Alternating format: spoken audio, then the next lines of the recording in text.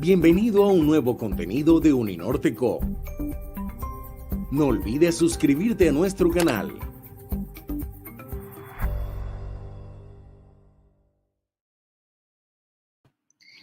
Hola, buenos días a todos. Bienvenido a este cuarto día de evento del Research Day de Ingeniería, que es un evento diseñado para que estudiantes y profesores de los diferentes departamentos de ingeniería puedan compartir con todos ustedes las investigaciones que se llevan a cabo al interior de nuestros programas de posgrado, maestrías investigativas y doctorados.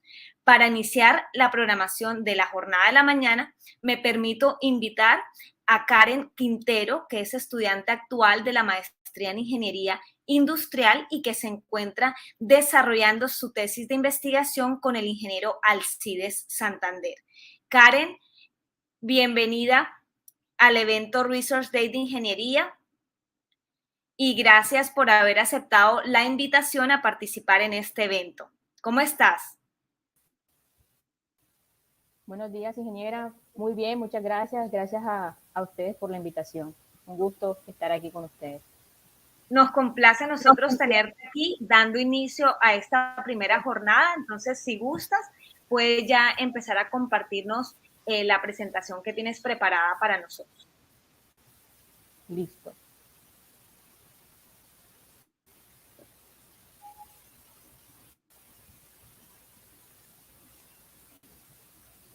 Ok.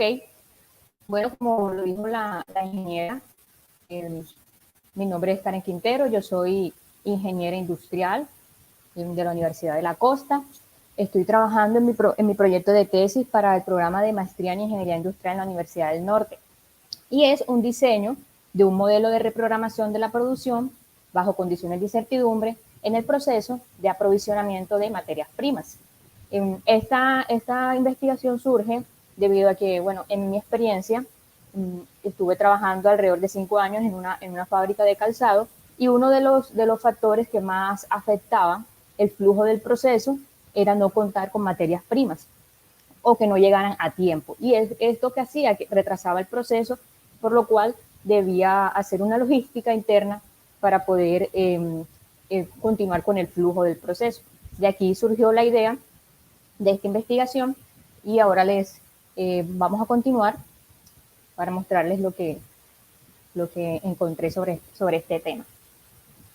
Entonces vamos a revisar el planteamiento del problema inicialmente, revisaremos la justificación, el estado del arte, objetivos, metodología de la investigación. Les voy a mostrar, porque ya mi tesis está bastante avanzada, ya estoy en pasos de finalizar, ya tengo el modelo de programación, tengo también el modelo de reprogramación de la producción, tengo ya algunos resultados y por último las referencias. Listo, entonces iniciamos con el planteamiento del problema. Para nosotros poder tener una programación de la producción necesitamos que ocurran ciertas etapas. Iniciamos con un pronóstico, ¿cierto? Un pronóstico de ventas, de acuerdo a las directrices de la empresa, de acuerdo a su enfoque, se tiene este pronóstico, de acuerdo a los cálculos que ellos hagan. De acuerdo a esto, nosotros podemos hacer luego una planeación de la producción. Con esto miramos en qué tiempo debemos entregar los productos y qué clases de productos nos están pidiendo. Seguidamente, podemos hacer el máster de las materias primas y del plan de requerimiento de todas las materias primas, donde está en detalle todas las materias primas que necesitamos para poder cumplir con esa planeación de la producción. Y luego, teniendo esto, podemos hacer la programación de la producción. Para esto debemos tener en cuenta estos elementos que vemos aquí, que son los inventarios que tenemos en inventario de los productos que nos están solicitando, con qué mano de obra contamos. Debemos incluir dentro de esto el mantenimiento que debemos hacerle a las maquinarias, bueno, el plan de mantenimiento como tal, las máquinas con las que contamos o los recursos que tenemos para poder lograrlo, las finanzas, claramente, el dinero que se requiere para poder obtener esta producción y también claramente pues los materiales que necesitamos. Bueno, esto sería el caso ideal, pero ¿qué ocurre ¿Qué ocurre si hay un elemento dentro del sistema que provoca una interrupción en esa programación de la producción? Entonces hay una perturbación en el sistema por lo cual esa programación que yo tenía inicialmente debo replantearla, ¿verdad? Y necesitaría una nueva programación con aquellos trabajos que todavía me faltan dentro del programa de producción cuando ocurre un evento inesperado. Es por ello que se hace necesario hacer una reprogramación de la producción. Dentro de los factores que más afectan, digamos, los negocios aquí en Colombia, según el Banco Económico Mundial, dice que entre estos factores están la corrupción, problemas con el gobierno, y uno de ellos también es la infraestructura, que en nuestro país no tenemos una infraestructura adecuada. Aquí, por ejemplo, podemos ver una comparación entre Alemania, Colombia y Chile. Alemania, para este año, en el 2018, está ubicado como el mejor en cuanto a su índice de desempeño logístico. Y dentro de Latinoamérica encontramos a Chile. Y podemos ver ahí también a Colombia para ver como qué tan alejados estamos de estos mejores países en cuanto al índice de desempeño logístico.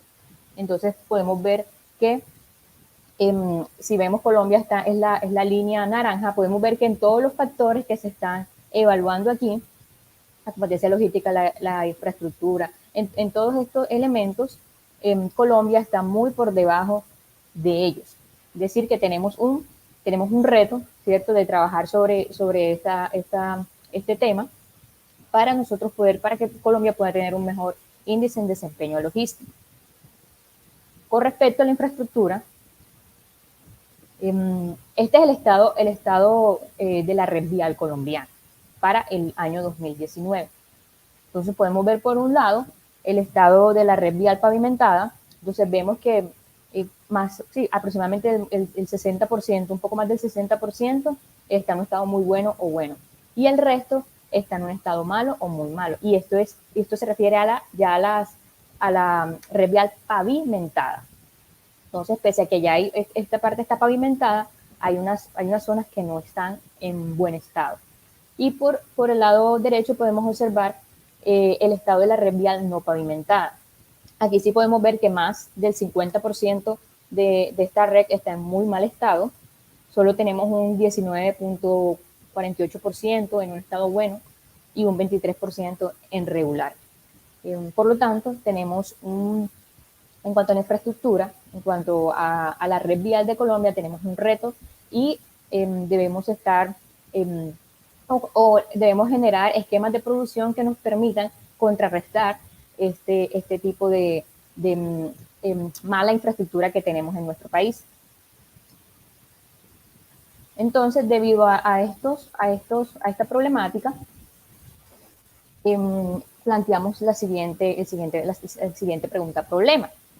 ¿Cómo, mediante el diseño de un modelo para reprogramación de la producción bajo condiciones de incertidumbre en el proceso de aprovisionamiento de materias primas, se puede mejorar la confiabilidad sobre las métricas del programa de producción asociado, sobre esas métricas que cada empresa coloca los objetivos que quiere alcanzar?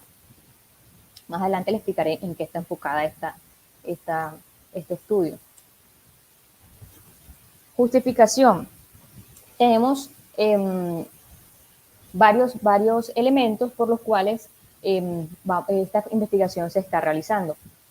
Y aquí tenemos varios. Retraso en la llegada o escasez de materiales, llegada o cancelación de trabajos, cuando hay trabajos urgentes, cuando ocurren averías en las máquinas, eventos inesperados, cuando hay problemas de calidad y cuando hay también modificación en los tiempos de proceso. Entonces, estos son algunos de los tipos de eventos que pueden ocurrir, que pueden interrumpir la producción.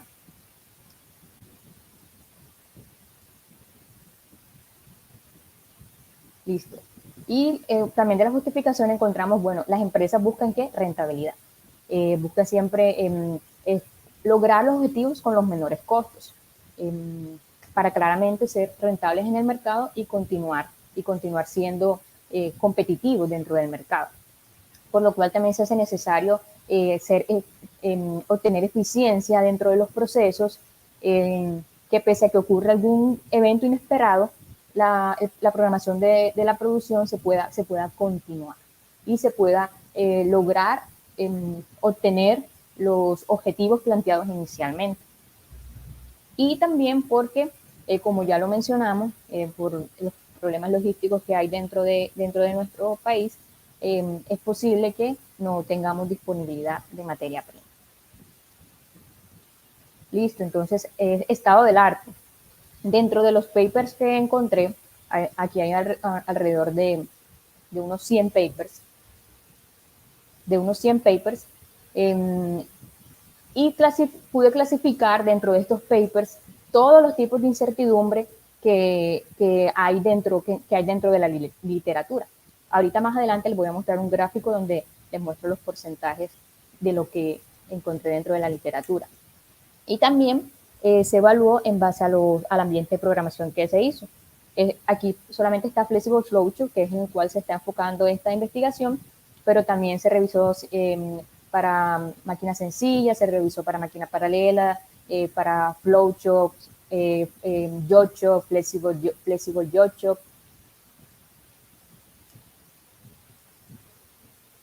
Según los tipos de incertidumbre, encontramos varias. Tenemos varias incertidumbres que afectan los planes de programación, pero podemos destacar lo siguiente. Hay un 38% que están enfocados en las averías de máquinas y hay un 24% que se refiere a la llegada de nuevos trabajos o la cancelación de trabajos dentro del sistema. Y dentro de esto, en lo que se refiere al lead time, solo hay un 3%, que en este caso es lo que en esta investigación estamos enfocados a qué ocurre cuando la materia prima no llega a tiempo, qué podemos hacer en ese caso. Y en base a los ambientes de programación, que dentro de estos papers podemos encontrar que el 30% está enfocado a YoChop, el 19% está enfocado a Single Machine, y dentro de estos solamente un 4% está enfocado en Flexible Flowchart. Es por eso que esta investigación está enfocada en este tipo de ambiente de programación para dar un aporte significativo a la investigación con respecto a este tema. Estos son algunos papers que encontré, algunos modelos de reprogramación que tienen en cuenta incertidumbre en el lead time.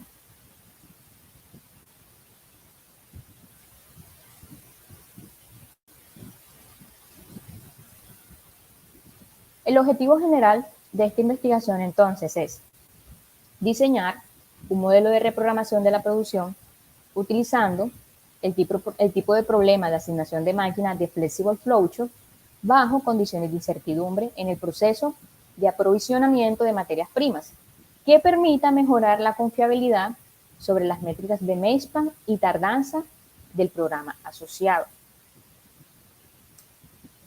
Y dentro de los objetivos específicos para esta investigación tenemos lo siguiente: caracterizar los elementos con incertidumbre que pueden afectar un plan de producción, como ya se lo mostré, construir el estado del arte sobre modelos de programación y reprogramación existentes en condiciones de incertidumbre, identificar la brecha de investigación en modelos de reprogramación de la producción en condiciones de incertidumbre, que en este caso está enfocado para el tipo de ambiente de programación de Flexible Flowchart. Diseñar un modelo de reprogramación de la producción con el uso de metaheurísticas para la minimización de la diferencia entre las métricas iniciales y las encontradas luego de la inclusión de la perturbación. Y por último, es validar este modelo mediante la evaluación de su desempeño en cuanto al tiempo de ejecución y soluciones halladas por otros métodos utilizados en este tipo de problemas. Es revisar esta investigación o este modelo con respecto a algunos modelos parecidos que se puedan encontrar en la literatura. Para la realización de esta investigación se tuvo en cuenta la siguiente metodología. En la fase 1, la caracterización de los tipos de incertidumbre y los entornos, los ambientes de programación. En la fase 2, el diseño de un modelo de reprogramación de la producción. En esta fase 2, para poder hacer este modelo de reprogramación, también se realizó un modelo de programación, ¿cierto? Para poder tener primero la programación inicial. Y en base a este modelo de programación se hizo el modelo de reprogramación de la producción. Y la última fase sería la evaluación y evaluación del modelo, que es la fase en la cual me encuentro actualmente. Entonces, esta investigación está enfocada a Flexible Flowchart. ¿Y en qué consiste esto? Consiste en organizar, en tener una secuencia de trabajos, las cuales van a entrar en varias etapas. Algo característico de esto es que cada trabajo tiene la misma secuencia dentro de las etapas, tiene el mismo orden de procesamiento dentro de las etapas. Y en este caso, en Flexible Flowchart, la diferencia, por ejemplo, con Flowchart es sencillo, es que en cada etapa hay varias máquinas. Entonces, hay varias máquinas ahí, y en este caso está enfocado en máquinas idénticas dentro de cada etapa.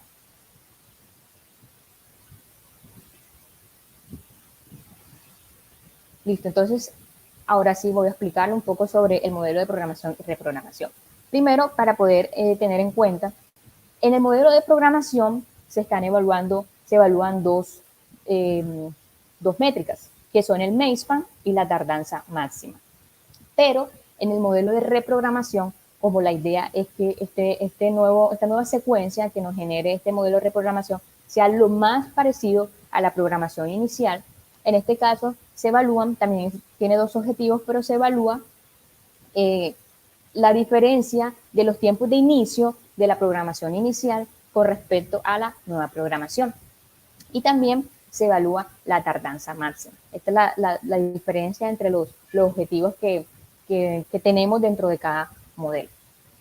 En resumen, este modelo de programación funciona de la siguiente forma. Se ingresa al sistema, esto se está haciendo en MATLAB. Se le da la información de los tiempos de proceso por etapa, los tiempos de entrega, cuántas máquinas por etapa hay, cuántas etapas son, y los pesos. Estos pesos, que son W1 y W2, se refieren a un peso que como investigador le damos o persona que dirige la programación le da al mainspan y a la tardanza. Entonces ya es algo que decide quien está a cargo del sistema. Y con esto se puede utilizar luego una función de normalización, debido a que este es un programa multiobjetivo. La función de normalización nos permite elegir dentro de una serie de secuencias que tengamos o una serie de opciones que tengamos, elegir cuál es la que mejor resultado da en términos para programación, en términos de mainspan y tardanza máxima con respecto a esos pesos que colocamos al inicio de la programación. Listo. También tenemos una población aleatoria, primero aquí, en el modelo de programación, una población aleatoria, la cual se somete a un cálculo del fitness, que el fitness evalúa el mainspan y la tardanza máxima. A cada población se escoge la secuencia que dé la mejor solución con respecto a las métricas de mainspan y tardanza máxima. Y estas dos secuencias que se escogen cada una de la población aleatoria, luego se someten a Taboo Search. ¿Cuál es el objetivo de Taboo Search? Es hacer una mejora dentro de los vecinos de la secuencia, con el objetivo de buscar una mejor solución.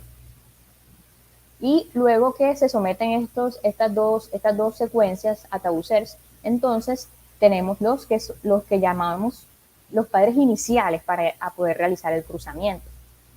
El cruzamiento permite que una parte de un cromosoma del padre 1, por ejemplo, se inserte en el padre 2. Se identifican los trabajos que se repiten cuando hacemos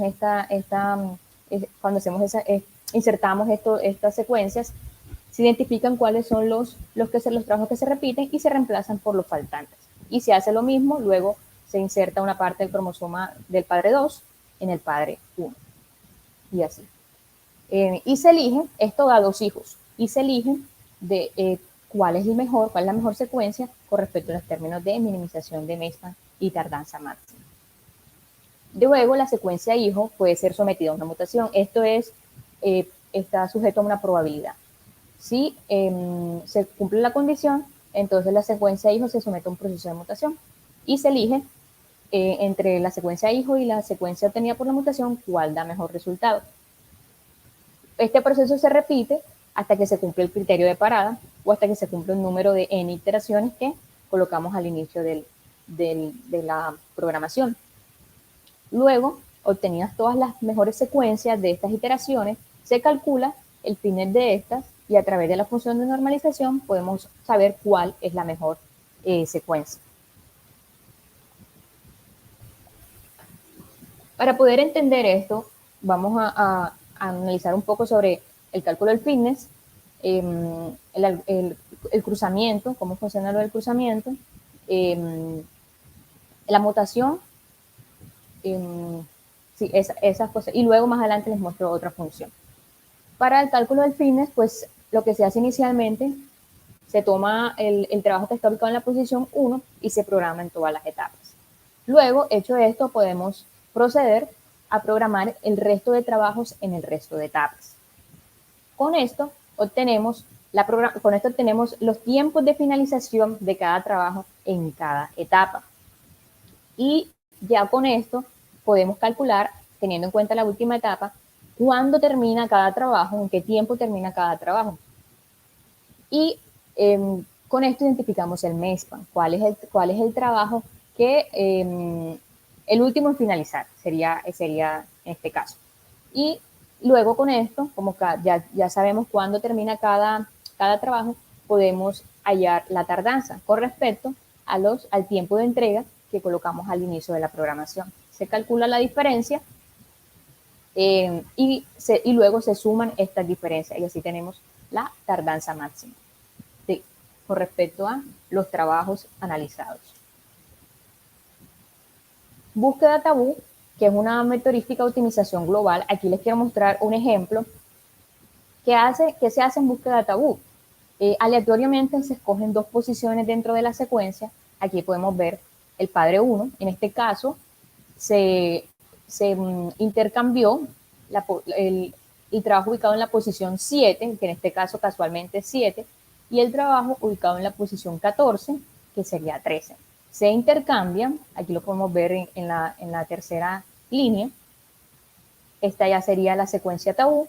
Se intercambia y se evalúa. Él hace obtienen varias secuencias con esto y luego se elige cuál es la mejor.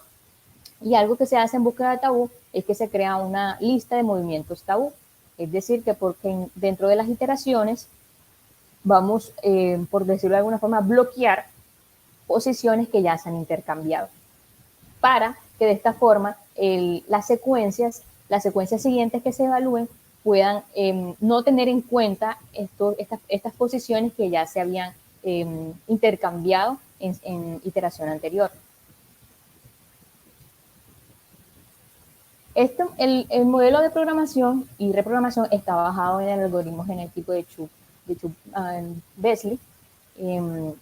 Esta es una versión modificada del algoritmo genético básico y su principal característica es que mantiene constante el tamaño de la población dentro de las alternativas de solución. Y en cada iteración solo se reemplaza un individuo de la población a la vez.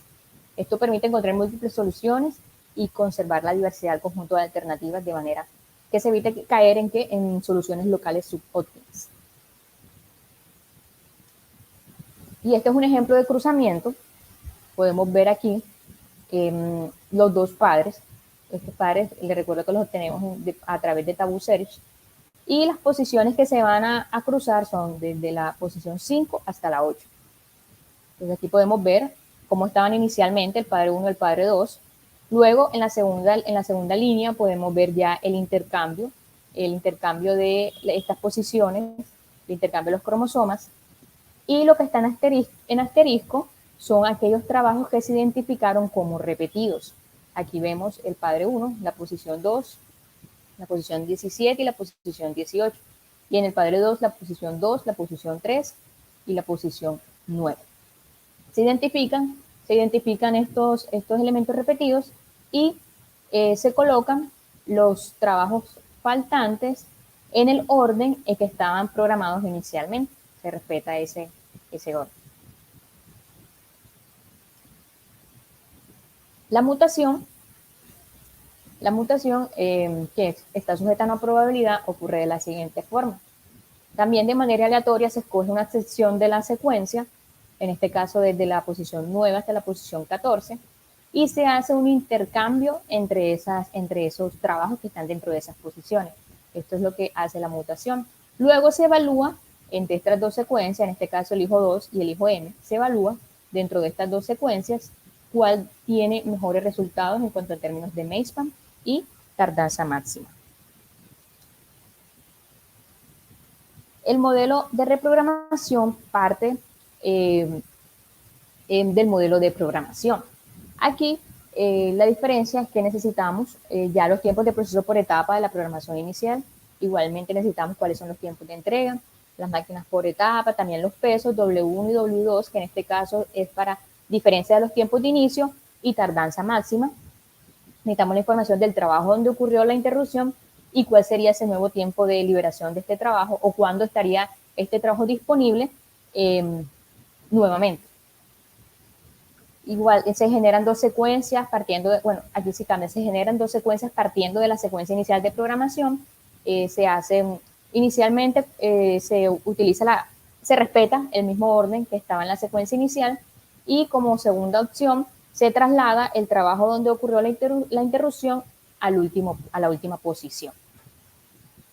Luego, estas se someten a tabú search y luego, gracias a esto, igual que en el modelo de programación, obtenemos dos padres. Y estos dos padres se someten al proceso de cruzamiento y ocurre igual como les mostré anteriormente. Entonces, de esta forma, también al final tiene un criterio de parada, hace una matriz con diferentes opciones o secuencias, las mejores secuencias obtenidas de las iteraciones y evalúa cuál sería la mejor opción.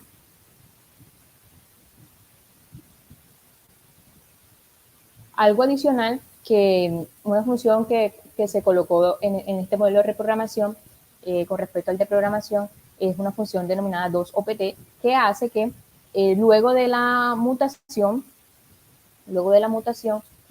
bueno, si se hace o no se hace mutación, luego que ya hay una secuencia de hijo escogida, esta función intercambia dos posiciones adyacentes, dos posiciones vecinas dentro de esta secuencia con el objetivo de buscar una mejor solución. Si es mejor, esta nueva secuencia se escoge esta. De lo contrario, nos quedamos con la secuencia hijo anterior. Y este proceso se repite hasta que se logre el criterio de parada. Esto es el ejemplo de la función de 2OPT. Se intercambian dos posiciones adyacentes, aquí lo vemos en el hijo, se intercambió la posición 2 con la posición 3. Luego se evalúa y se elige la mejor opción. Para el caso del modelo de reprogramación se debe tener en cuenta que las secuencias que se evalúan aquí son las que ocurren después de la interrupción. Claramente porque los trabajos que ya se realizaron o que están dentro del proceso no los vamos a detener.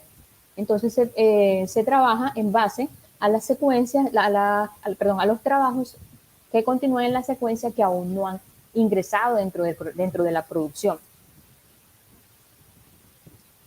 Y estos son algunos resultados. Para finalizar, quiero mostrarles algunos resultados que tengo. Entonces podemos ver los resultados del modelo de programación y reprogramación. Estos son algunos ejemplos tomados de la literatura. Y aquí me interesa que veamos esto. Diferencia en porcentaje del algoritmo propuesto. Miren, algunas alcanzan el 0%. El algoritmo que se está proponiendo es muy cercano a lo que hay en la literatura. Y este es un ejemplo del modelo de reprogramación. En base a los casos anteriores, se tomó un trabajo aleatorio donde ocurre una interrupción y miren la diferencia en el caso de Maze-Span con respecto a la programación inicial. Ninguno está por encima del 15%. Incluso el caso 5 se pudo lograr una solución que respetara el Maze-Span de la programación inicial. O sea, la diferencia de los tiempos de inicio fue muy mínima. Listo. Hasta este momento son los avances de esta investigación. Ya está en proceso de finalización. Y bueno, muchas gracias por la oportunidad de de estar aquí.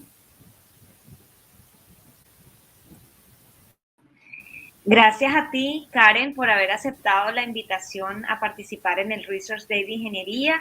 Te deseamos muchos éxitos en la culminación de tu programa y esperamos contar contigo en otras actividades académicas a futuro. Muchas gracias. Muchas gracias, Miguel.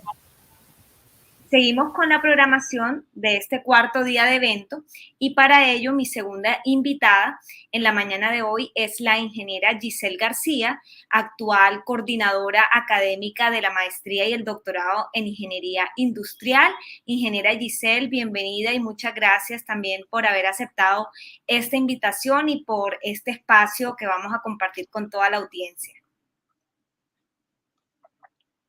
¿Me escuchan? Muchas gracias, Natalia. Perfecto. Sí, me escuchan, súper. Qué bien, gracias. No, muchas gracias, Nati, a ti por la organización del evento y, por supuesto, a todos los colaboradores que lo hacen posible. También un saludo especial para Karen, una de nuestras estudiantes muy querida, ya en sus últimas etapas, mostrando, pues, bastante de sus desarrollos. Bien, entonces tenemos... Nati, como una información para mostrarles el día de hoy, tú me indicas si arrancamos de una o si hay alguna duda para iniciar, porque entiendo que Karen pues estaba comentando. Bueno, no tenemos a Nati en este momento. Arranco entonces yo. Listo. Nati, ¿me escuchabas? Sí, perfecto. Claro que sí. El motivo o el espacio que hemos diseñado en este momento, estos 30 minutos que vamos a tomar, es básicamente para resolver unas inquietudes que muchas personas nos han hecho a través de redes sociales, a través de llamadas telefónicas, en los últimos eventos que hemos tenido en la universidad de manera física y virtual. Entonces, hemos intentado como recopilar todas esas inquietudes, esa información valiosa para que en conjunto podamos dar esta explicación, esta información. Recordarles también que nuestras inscripciones, tanto a la maestría en Ingeniería Industrial como el doctorado en Ingeniería Industrial, ya se encuentran abiertas hasta el día de mañana. Entonces, es una buena oportunidad para que quienes estén, digamos, pensando en formarse a nivel de posgrado, puedan seleccionar alguno de estos programas como opción y además quienes participan en este evento del Research Day tienen la posibilidad de quedar exentos del pago de inscripción.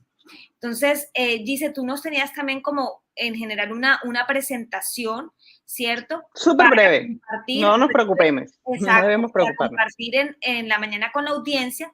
Entonces, puedes ya compartir tu pantalla. Listo, está hecho. Listo. Bien. Ahí ya la estamos viendo, ya estamos viendo tu pantalla. Listo, por acá está. Perfecto. Bien, recordarles mi nombre, tiene una manera muy especial de escribirse, no me ofendo si lo escriben mal en algún momento, pero bueno, ahí está. Les quería contar, pues, generalidades que necesitamos, cuando estamos interesados en un programa, necesitamos conocer unas generalidades. Tenemos buena parte de esa información en la página web, que quisieras como complementarla, y por eso pues he traído, por un lado, algunas cifras importantes que reflejan pues el estado actual de nuestros programas, un poquito sobre la estructura y alguito sobre los temas, las áreas en las que estamos trabajando, porque ya saben que en este tipo de programas de investigación, maestría y doctorado, es central para el desarrollo del programa la escogencia de un tema de investigación. Entonces, para darles una idea de qué estamos haciendo en estos días con nuestros estudiantes, se trata de una cuestión que va evolucionando. Les voy a mostrarles una foto de lo que estamos haciendo hoy, pero esto pues hace 2 años era diferente, en el futuro, digamos, las necesidades de la industria, del gobierno, las necesidades de la sociedad nos van a ir dictando hacia dónde nos movemos. Entonces, Natalia, les quería contar un poquito a través de la revisión que vamos a hacer muy corta nuevamente para dar espacio a las dudas sobre la flexibilidad. Quiero que noten y se concentren en la flexibilidad e interdisciplinariedad en estos programas de ingeniería industrial. Es como un sello que tenemos, ha sido incluso reconocido por varios pares que nos han visitado en procesos de acreditación, en procesos con el Ministerio de Educación, porque definitivamente son un sello que ahí se nota. Y lo van a ver a través, pues, de la revisión de la estructura, pero también de los temas que estamos trabajando hoy en día. Bueno, sobre cifras importantes, no quise llenarlos de datos, pero tengo algunos aquí muy, muy relevantes. Nosotros tenemos en este momento, a la fecha actual, por lo menos 52 profesores vinculados al programa de maestría, 40 vinculados al programa de doctorado. Somos más estrictos y por eso tenemos un menor número en el doctorado, porque ya saben que todos ellos tienen que ser doctores. Mientras que el programa de maestría podemos para algunos temas manejar profesores con maestría, por ejemplo, para realizar labores de cotutoría, para ser jurados de defensas, cuestiones por el estilo, pero todas nuestras clases de maestría y doctorado en ingeniería industrial son del nivel doctorado. Y por eso tenemos esa cantidad de doctores, 40 parece, ahí, vinculados a nuestro programa, quienes son los que llevan la carga más fuerte, por así decirlo, para desarrollar estos programas. Se trata de un número impresionante, no sé si son conscientes, si están, digamos, enterados, si han revisado en otras universidades, pero esto es totalmente atípico, podría decir anormal en una universidad de la región, incluso en otros programas en toda la región. Es muy raro, muy escaso. Creo que nadie nos puede llegar al mismo nivel de tener 40 doctores vinculados a un programa de investigación. Y en este caso lo tenemos tanto para la maestría como para el doctorado. El número de graduados, dado que el programa de maestría ha tenido muchísimas más tradiciones, un programa que tiene más de 20 años de existir, ha tenido 125 graduados, en el doctorado vamos en 12, además el número de estudiantes que tenemos de doctorado regularmente es menor. Digamos que estamos permanentemente trabajando pues en expandir un poco esto, pero también es una realidad de las dificultades de financiación de estos programas. Acompañamos a todos nuestros estudiantes y afortunadamente hoy todos reciben un tipo de financiación que la universidad les ha ayudado de una u otra manera a conseguir. Dato importante, nuestros graduados están mayormente trabajando. Impresionante la cifra en el doctorado del 100%, mientras que en la maestría el 97%, según el más reciente análisis y censo que hicimos con ellos. Artículos científicos publicados, ya saben que la actividad en estos programas está altamente relacionada con la generación de conocimiento y eso lo ponemos, digamos, de manifiesto a través de la publicación de artículos científicos. Derivado del trabajo, nuestro doctorado se han generado nada más que en los últimos 6 años más de 372 artículos científicos entre profesores, estudiantes y egresados y algo parecido para la maestría, pero el número es más grande, dado que tenemos pues más estudiantes. ¿Cómo lo hacemos? Tenemos organizado un plan de trabajo, un plan de estudio en la maestría de 3 semestres, mientras que en el doctorado es de 8, y tenemos 40 créditos dispuestos para la maestría, mientras que serían 120 para el doctorado. La dedicación a nuestros programas, en el caso de maestría medio tiempo, tenemos estudiantes que trabajan, digamos que no es totalmente sencillo, esto requiere pues mucha dedicación, mucha responsabilidad de parte del estudiante, por supuesto, y para el nivel del doctorado la dedicación sí es de tiempo completo. Tiempo completo, pues así lo exige el programa y es como lo requerido en todos los doctorados de mayor relevancia en el mundo. La estructura de la maestría. Voy, como les digo, al grano. ¿Qué es demostrar aquí? Tenemos varios semestres, aquí están explicados los 3 semestres, cada uno más o menos qué cursos van a tomar, aunque recordando el tema de flexibilidad que es central en esta presentación que les estoy haciendo, notemos que solo estas 3 asignaturas, solo 3 de 8 materias que deben cursar en la maestría son, digamos, obligatorias. Ya están escogidas y no hay posibilidad de cambiarlas. De resto, todas estas asignaturas, que serían 5, son flexibles. El estudiante de una oferta del programa, de una oferta de toda la división de ingenierías y de una oferta de toda la universidad, por supuesto, por lo menos en el nivel de maestría, toma esos cursos, los escoge semestralmente con su tutor. Digamos que es bien común, aquí lo que les estoy diciendo es que es bien común y los estudiantes no están limitados a que tienen que tomar solo los cursos de ingeniería industrial. No, tenemos estudiantes que han tomado cursos de la maestría o del doctorado de economía, del doctorado en administración. Tenemos este semestre un estudiante que está tomando un curso de el área de la salud, de medicina, porque de esa manera complementa y se prepara para el desarrollo de su investigación. Entonces, ahí los límites se han ido borrando con el tiempo nos hemos, digamos, articulado de cierta manera con algunos otros programas, con otras disciplinas de la universidad para permitir que nuestros estudiantes tengan acceso al conocimiento allá donde esté y puedan solidificar su, digamos, su preparación para enfrentar su problema de investigación de la mejor manera. Y esto está aquí patente. Noten ustedes, 5 cursos de los 8 son elegidos por el estudiante con su tutor, de manera que se fortalezca el estudiante para el desarrollo de su tesis. Por acá tenemos el área de investigación. El diseño de este programa está para ser realizado en 3 semestres. También contamos con un semestre de gracia, o sea, después de este semestre, si no ha terminado la tesis, que es, digamos, moderadamente frecuente, deberá entonces o podrá tomar un periodo de gracia, un semestre en el que no debe realizar ningún pago ni nada por el estilo, pero sigue siendo estudiante de nuestro programa.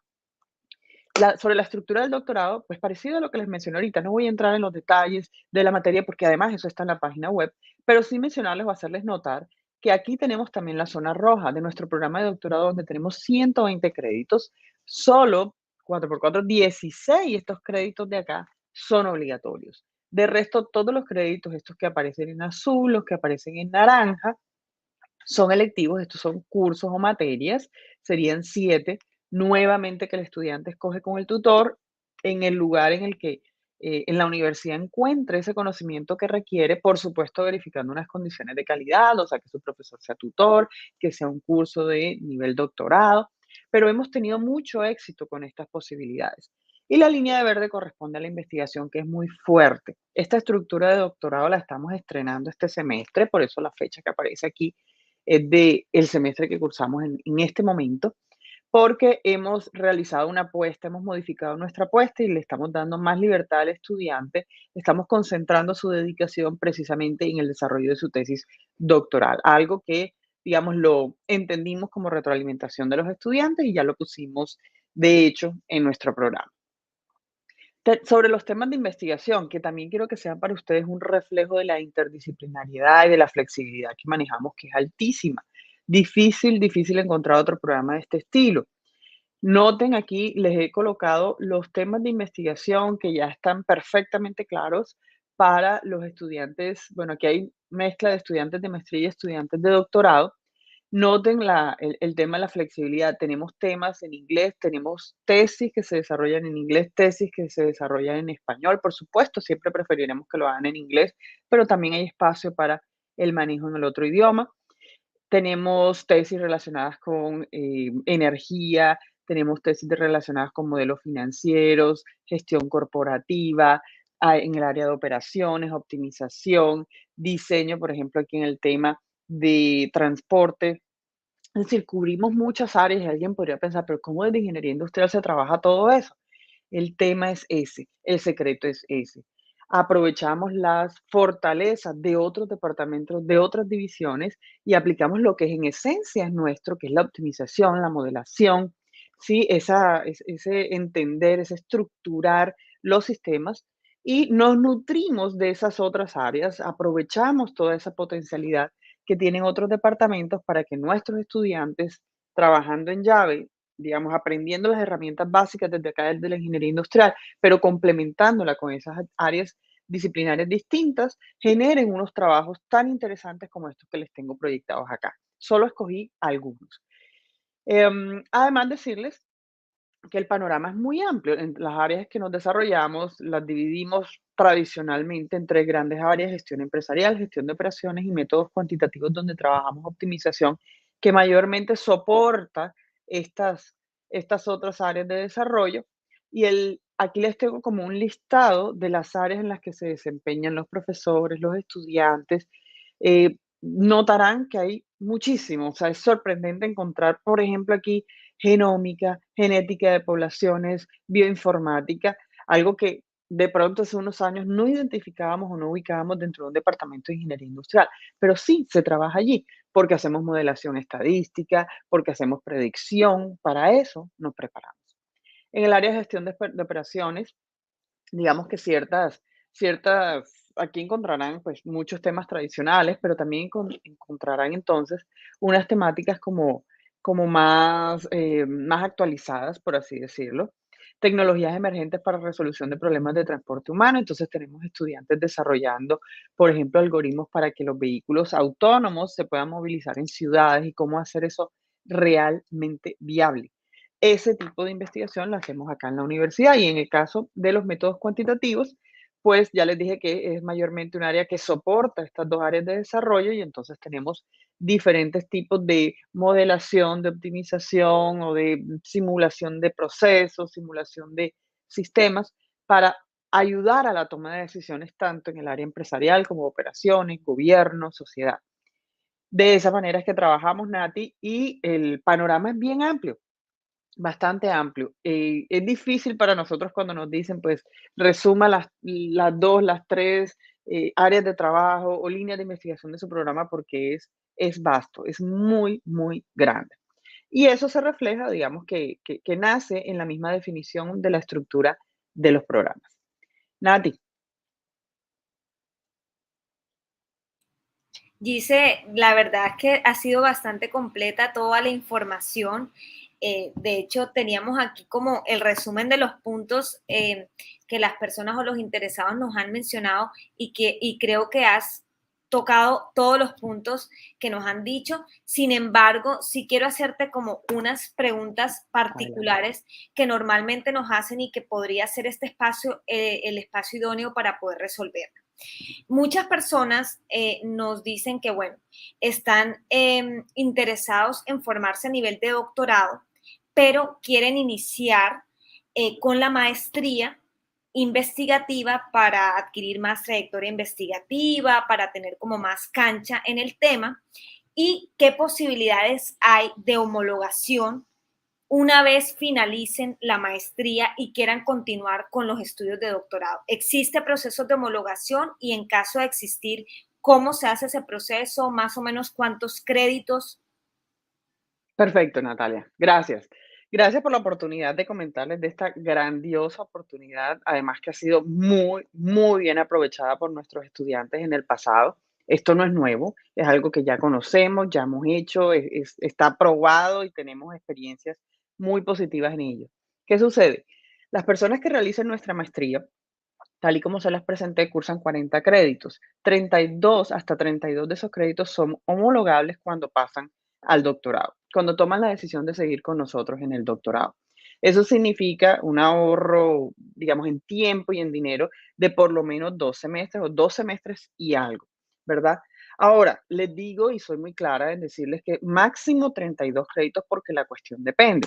¿Qué sucede? Tenemos que entender, el compromiso de la universidad es prepararte en una investigación y apoyarte en una investigación, bueno, formarte como investigador.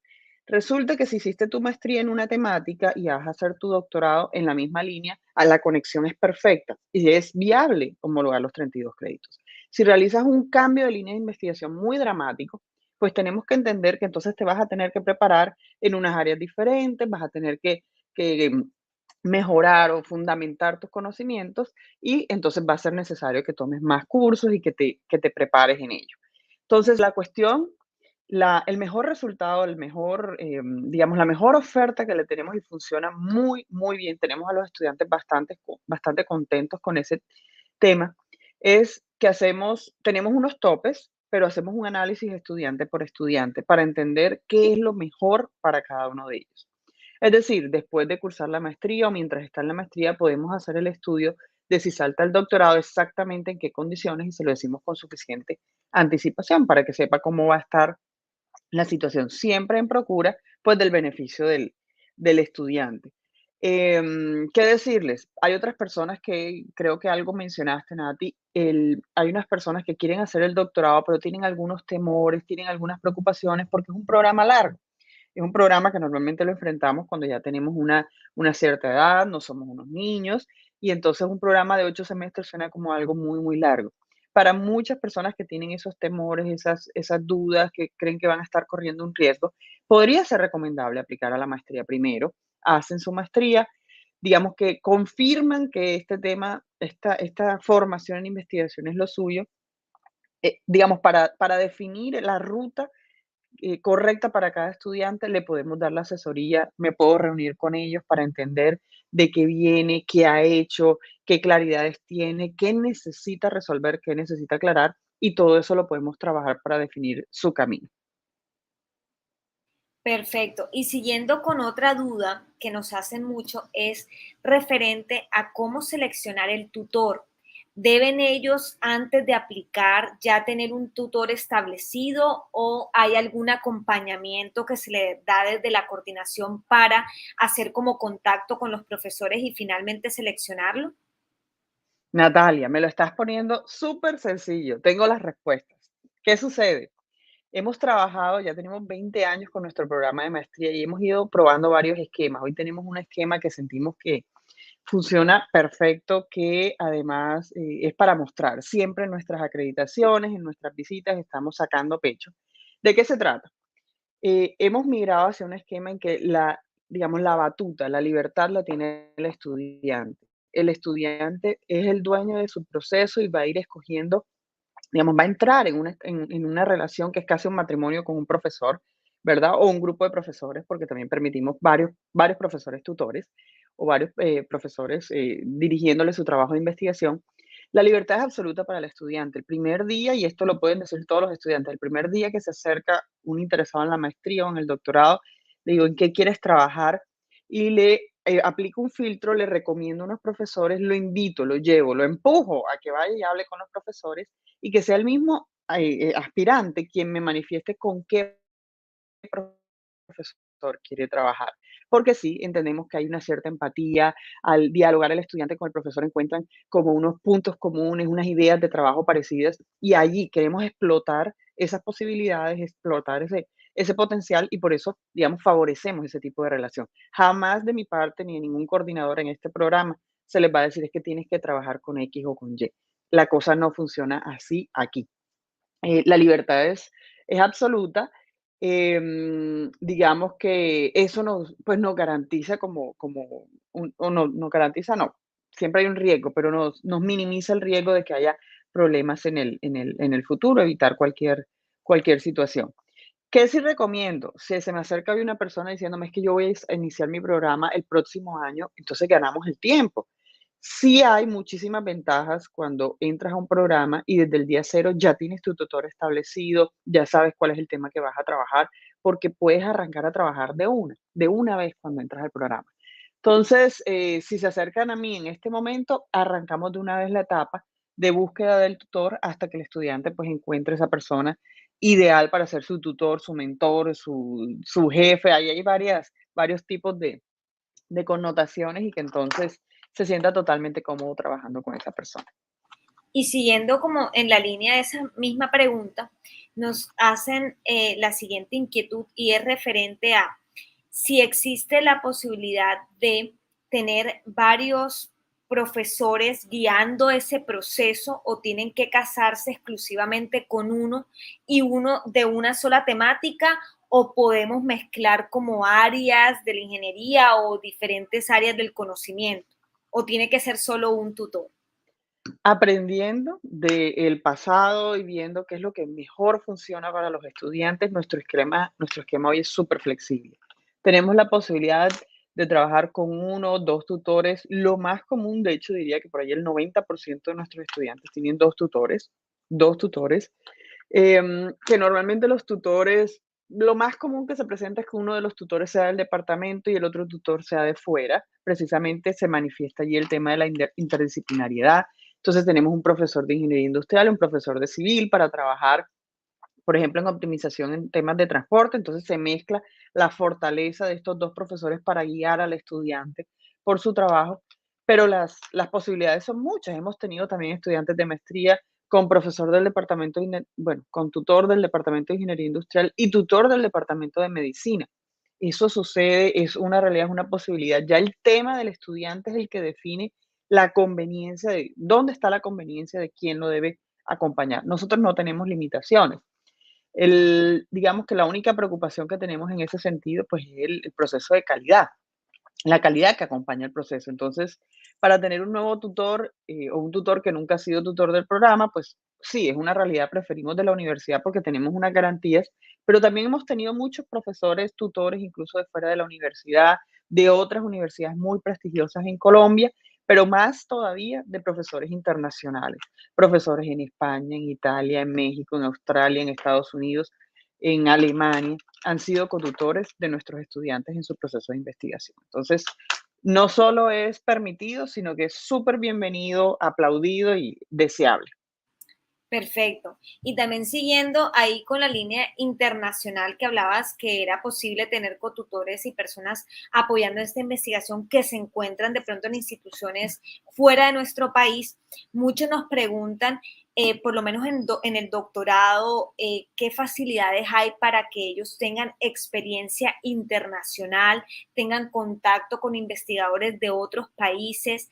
Y a mí sí me gustaría que tocáramos el tema de la pasantía, que como sabemos, pues es un requisito obligatorio de todos los que cursan un doctorado y que necesitan, o sea, es requisito obligatorio que tengan esa experiencia internacional. Entonces, cuéntanos un poco qué oportunidades hay para nuestros estudiantes que puedan, no sé, en conferencias o tener alguna visita por fuera.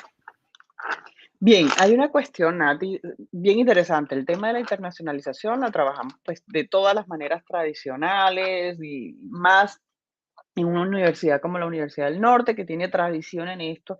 Ya sabemos que la universidad se desarrolla, que la Cátedra Europa, la Cátedra de las Américas, muchas oportunidades con eventos para que, digamos, frecuentemente los estamos invitando para que asistan, para que participen. Siempre hay un tema de investigación alrededor de cada uno de estos grandes, grandísimos eventos que se realizan en la universidad, y eso siempre termina tocando la investigación de los estudiantes de una u otra manera.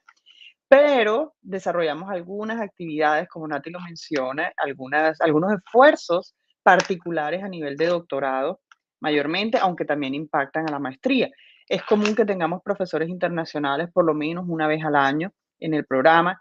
Mientras estábamos en presencialidad los traíamos, ellos venían acá a la universidad, típicamente era con clases intensivas, entonces lo tenían un mes completo acá, todos los días el profesor dedicado a ellos en la universidad. Venían profesores chilenos, digamos, de Estados Unidos, de Australia, de México, Europa, Francia, en Europa, España, Francia, varios lugares.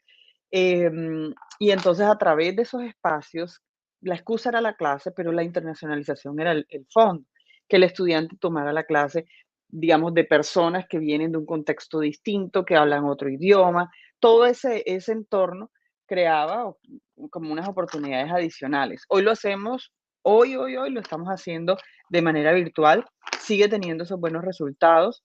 Para contarles un poquito de la materialización, 2 de nuestros graduados recientes del doctorado tienen además doble titulación de doctorado en el exterior gracias a esos esfuerzos. Conocieron aquí en las clases a esos profesores que después les ofrecieron la oportunidad de financiarles su estudio doctoral en esa otra universidad, y no en cualquier universidad. Estamos hablando de la Universidad de Hamburgo en Alemania, de la Universidad de California en Davis en los Estados Unidos, prestigiosas universidades en donde pudieron llegar nuestros estudiantes porque tuvieron esa internacionalización aquí. Comentabas especialmente el tema de la pasantía. La pasantía, yo sé, ya conociendo a los estudiantes, a todos los graduados de este programa, los he conocido, los he graduado a todos. He conocido como el antes, el antes, el durante y el después. Cuando estamos antes, en este momento, en esta etapa apenas para entrar al programa, nos genera gran excitación el tema de la pasantía, sí, porque es una oportunidad de ir por lo menos 3 meses al exterior para vincularme a un grupo de investigación o a una institución que trabaja en esa área en la que yo estoy desarrollando, y puedo mostrarme allá, puedo aprender de ellos, puedo socializar, insertarme en esas redes, y suena como una cuestión muy positiva, y de hecho lo vemos como una cuestión positiva. Ahí les cuento, a veces cuando ya estamos en el punto, en el momento de irnos, entonces nos da preocupación, ansiedad, ¿qué va a pasar? ¿Cómo va a ser eso? Pero cuando regresan los estudiantes, su vida ha cambiado. Entonces, el antes, excitación total. El después, muchísima excitación porque quedan, digamos, relacionados, abren, digamos, dice uno, pero eso es muy cliché, abren su mente, terminan conociendo muchísimo más que hay allá, más allá de, pues, de lo que es aquí, de lo que vemos en Uninorte, ¿verdad? Del contexto local. terminan, no sé, relacionándose, creando grandes amistades, creando grandes posibilidades, tuvieron acceso a equipos, a programas, información, datos, validación, digamos, con otro grupo de personas que también trabajan en su área. Entonces, es una experiencia súper, súper enriquecedora, es positiva, la apoyamos. Natalia, conoces la cantidad de convenios que tenemos y digamos, toda la disposición que tenemos para firmar los convenios adicionales que sean necesarios para que nuestros estudiantes lleguen justo a donde necesitan llegar para, digamos, potenciar su proceso de aprendizaje. Entonces, súper bienvenidas estas oportunidades. Incluso estamos permanentemente en conversaciones con Colciencias en cada oportunidad que tenemos para que Colciencias, bueno, hoy MinCiencias, siendo el mayor patrocinador de los estudiantes de doctorado, los convencimos de que incluyeran dentro de las becas los rubros para financiar esa pasantía. Eso es clave y ojalá que tengan la oportunidad no solo de tener esa experiencia, sino de, pues, financiar todo el proceso, ¿verdad? Y en eso, pues, los tratamos de ayudar también. Bueno, perfecto. Ingeniera Giselle, muchísimas gracias. Yo creo que ha sido un espacio bastante provechoso, especialmente para todas estas personas que están conectadas y también las que van a ver esta transmisión posteriormente. Recordarles a todos que tanto la maestría en Ingeniería Industrial como el doctorado ya tienen inscripciones abiertas.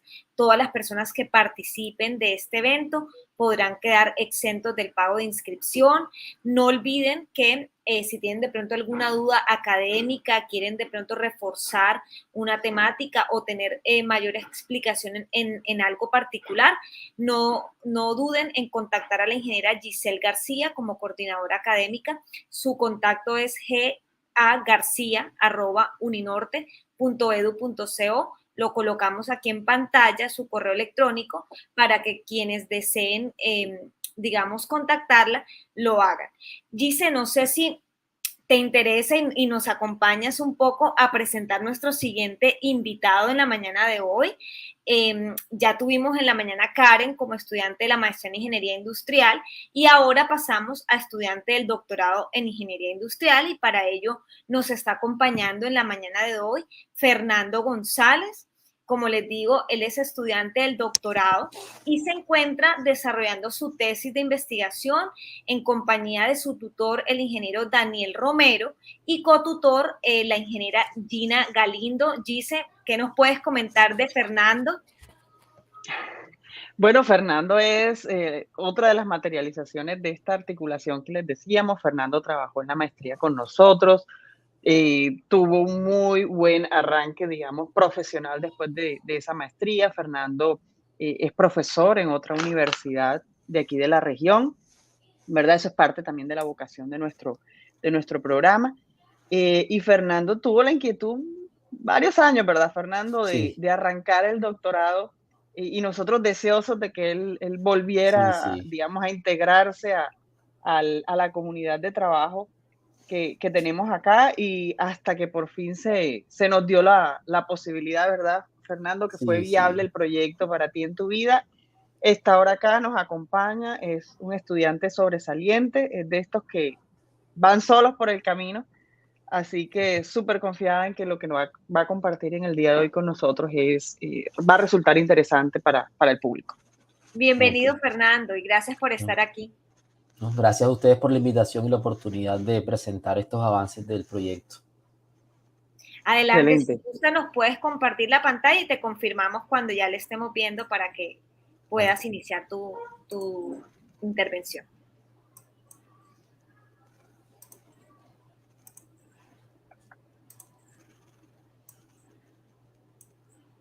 Perfecto. Adelante, Fernando. Bueno, buenos días a todos. De antemano, gracias, ingeniera, por la presentación. Gracias, Natalia, también por todo el acompañamiento previo. Voy a presentar entonces los avances que tengo hasta este momento de mi proyecto de tesis doctoral, que tiene como título esta presentación: Propuesta para modelación de drivers y disrupciones que afectan la resiliencia en puertos. Como lo dijeron anteriormente, mis tutores son el ingeniero Daniel Romero y Gina Galindo. Voy a dividir la presentación básicamente en 3 partes. Va a haber una breve introducción, la presentación del problema, ahí me voy a enfocar, y tercero, la solución propuesta. O sea, les voy a estar hablando acerca de una ambientación del problema que estoy trabajando y les voy a presentar cómo he pensado solucionarlo, porque hasta este momento estoy en la presentación del anteproyecto de mi tesis. Bueno, hoy día, digamos que a nivel global, los puertos, que es mi tema de trabajo, resiliencia en puertos, es pues la temática de investigación doctoral. Podemos decir que los puertos son la puerta de entrada para el comercio de las naciones. Todas las importaciones y exportaciones de las naciones o casi obligatoriamente tienen que hacerse a través de un puerto. De hecho, el 90% del comercio mundial es por vía marítima. Entonces, eso nos habla de la importancia y la relevancia de estas infraestructuras. Los puertos tienen una misión fundamental, que es hacer ese enlace entre el comercio marítimo o el transporte marítimo y el transporte terrestre. De hecho, del año 2000 al 2017 se duplicó el transporte por vía marítima. Ahora, eso sumado a que en nuestros días, en los últimos 20 años, pues las cadenas o pudiésemos hablar de los últimos 40 años, las cadenas de suministros son más globales que lo que era en el pasado. Entonces, como decía ahorita, los puertos hacen parte importante de ese link, transporte marítimo, transporte terrestre, y las cadenas de suministros, sabemos que dentro de ellas, uno de los, digamos, de los entes más importantes o de las infraestructuras más importantes son los puertos. Entonces, en una cadena de suministro global, mi proveedor está ubicado en Europa, los minoristas pueden estar ubicados en Estados Unidos, y así sucesivamente, y cualquier evento que ocurra en cualquier infraestructura de mi cadena de suministro a nivel global va a afectar a cualquier otra parte de esa cadena de suministro en cualquier lugar del mundo. En este caso, un puerto. O sea que un puerto no solamente se va a ver afectado por lo que está pasando en su contexto local, sino también por lo que pasa en su contexto regional y en su contexto nacional. De hecho, ahorita les voy a presentar unos ejemplos de esta situación. ¿Ok? Uno de los, de acuerdo a las revisiones que he hecho, uno de los, digamos, de los impactos más grandes que tienen los puertos a nivel mundial son los desastres naturales. Los desastres naturales a nivel, digamos, a nivel global han ido creciendo. Aquí tengo un gráfico que me pareció muy interesante desde inicios del siglo pasado hasta el año 2010. Encontré esa información década por década. Miren cómo se ha ido, casi que cada década casi se van duplicando los desastres naturales a nivel global. De hecho, en los últimos 50 años se han quintuplicado esos desastres en la naturaleza. Solo en el año 2020 hubo 389 desastres naturales donde las inundaciones tuvieron el mayor porcentaje. Estos desastres naturales, de acuerdo a una estimación del CRED 2019, arrojaron por pérdidas 151.6 billones de dólares en pérdidas. Solamente estos desastres naturales. Esto no es enfocado solamente en puertos, sino de manera general. Pero teniendo en cuenta que los desastres naturales afectan en gran manera los puertos. De hecho, en estos últimos 5 años, no solamente digamos, de desastres naturales han padecido puertos o cualquier sistema o cualquier cadena de suministro, sino que también, por ejemplo, epidemias como la epidemia del Zika en el 2016, la pandemia actual que estamos viviendo, el SARS-CoV-2 que empezó en el 2019, y por ejemplo, ahí destaqué los últimos 4, digamos, huracanes que más impacto han tenido. De pronto se me escapa uno: el huracán Irma, el María en el 2017, el Dorian en 2019 y Iota en el 2020. El Foro Económico Mundial anualmente saca un informe de riesgos globales. Entonces ellos hacen una proyección a corto plazo, a mediano plazo y a largo plazo. Digamos que esto es uno de los que más tienen autoridad a nivel mundial para poder recomendar a las empresas cuáles son esos riesgos a los que se van a ir sometiendo.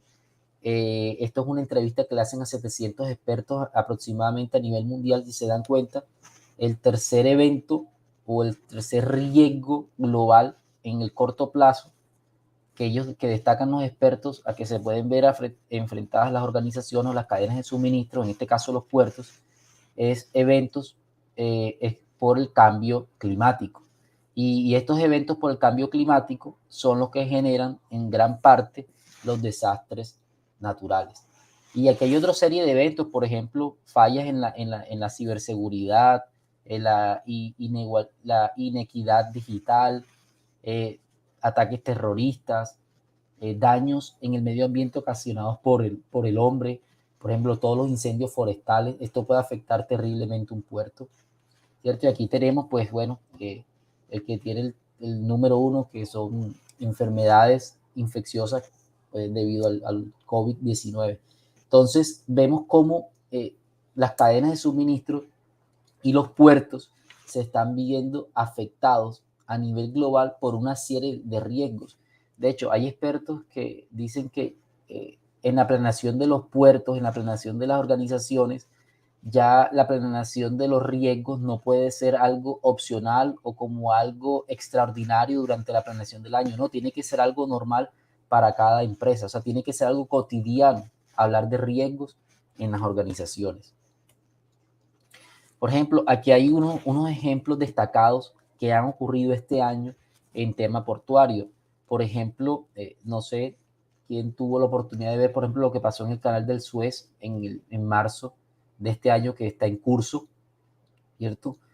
Uno de los buques más grandes del mundo, por no decir creo que el de mayor tamaño en el mundo, creo que hay 100 aproximadamente, generó un atascamiento en el Canal del Suez por unas condiciones que todavía no se ha determinado a ciencia cierta cuáles fueron las razones de ese atascamiento, pero el buque, ahí está la foto, que lo que pasó, generó un atascamiento de 6 días en la operación del Canal del Suez.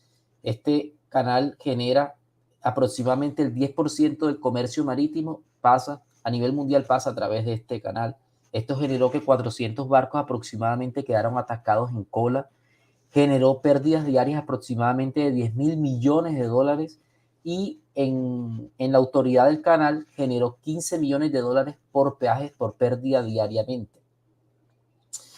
Esa situación del Canal del Suez, sumado a lo que estamos viviendo actualmente, que es una noticia no solamente de las personas que están trabajando en puertos, sino que yo creo que eso es una noticia que puede salir en cualquier parte, la congestión portuaria que se está viendo actualmente en muchos puertos a nivel global, en China, en Estados Unidos. Por ejemplo, me interesó mucho esta información que encontré, que el 7 de noviembre, o sea, algo muy cercano, habían 85 portacontenedores esperando en los puertos del sur de California. Y estos puertos del sur de California son la puerta de entrada principal del comercio a los Estados Unidos por el Pacífico.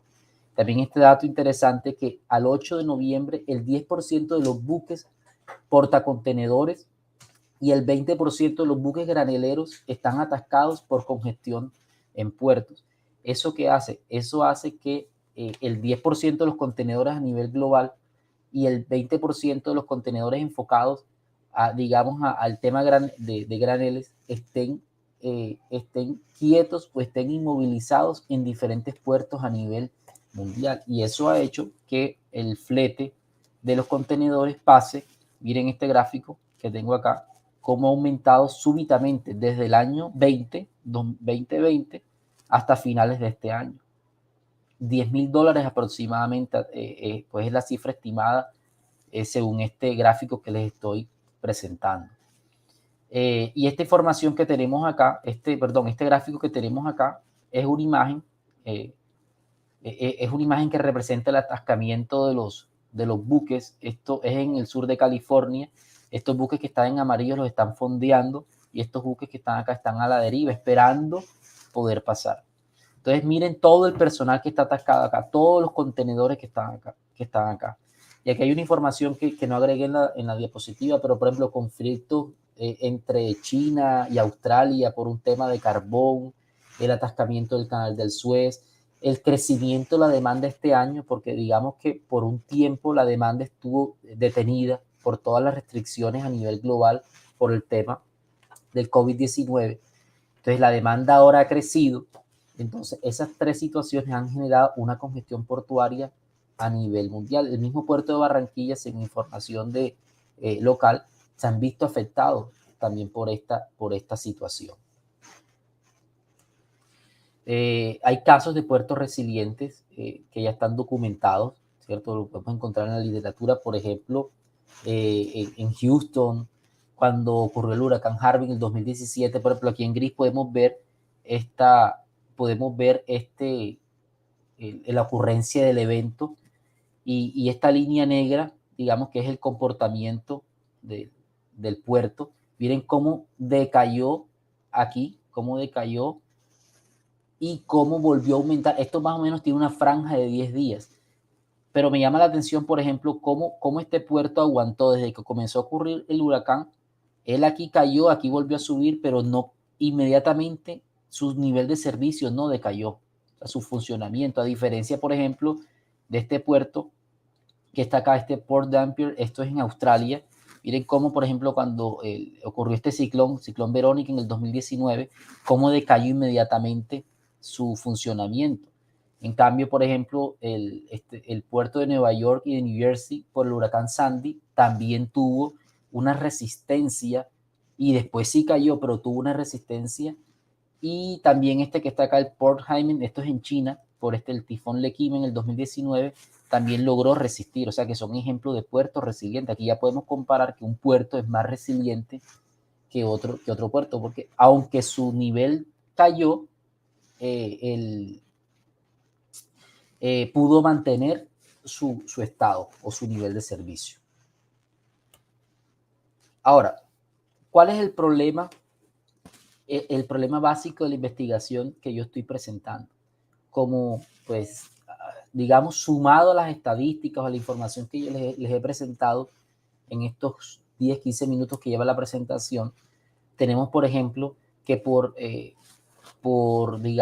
motivo del COVID-19, en el 2020, en los primeros 9 meses del 2020, por ejemplo, puertos principales a nivel mundial como el puerto de Rotterdam, el de Hamburgo, el de Barcelona, vieron disminuido el flujo de sus contenedores en 4.7, 10.5 y 19.1%, que esa es una cifra bastante interesante, bastante crítica, respectivamente. Y a nivel mundial, por causa del COVID-19, las estadísticas dicen que el 3.5% del flujo de contenedores se vio afectado solamente el año pasado. Ahora eso, sumado a lo que está pasando en este tiempo, cierto que hay estadísticas, lo que decía ahorita, que el 10% de los buques, pero es una estadística muy casi en tiempo real, o sea, todavía no se sabe exactamente todo lo que se ha detenido. Con el pasar de los meses es que se va a ir conociendo ya las afectaciones reales por lo que está pasando actualmente.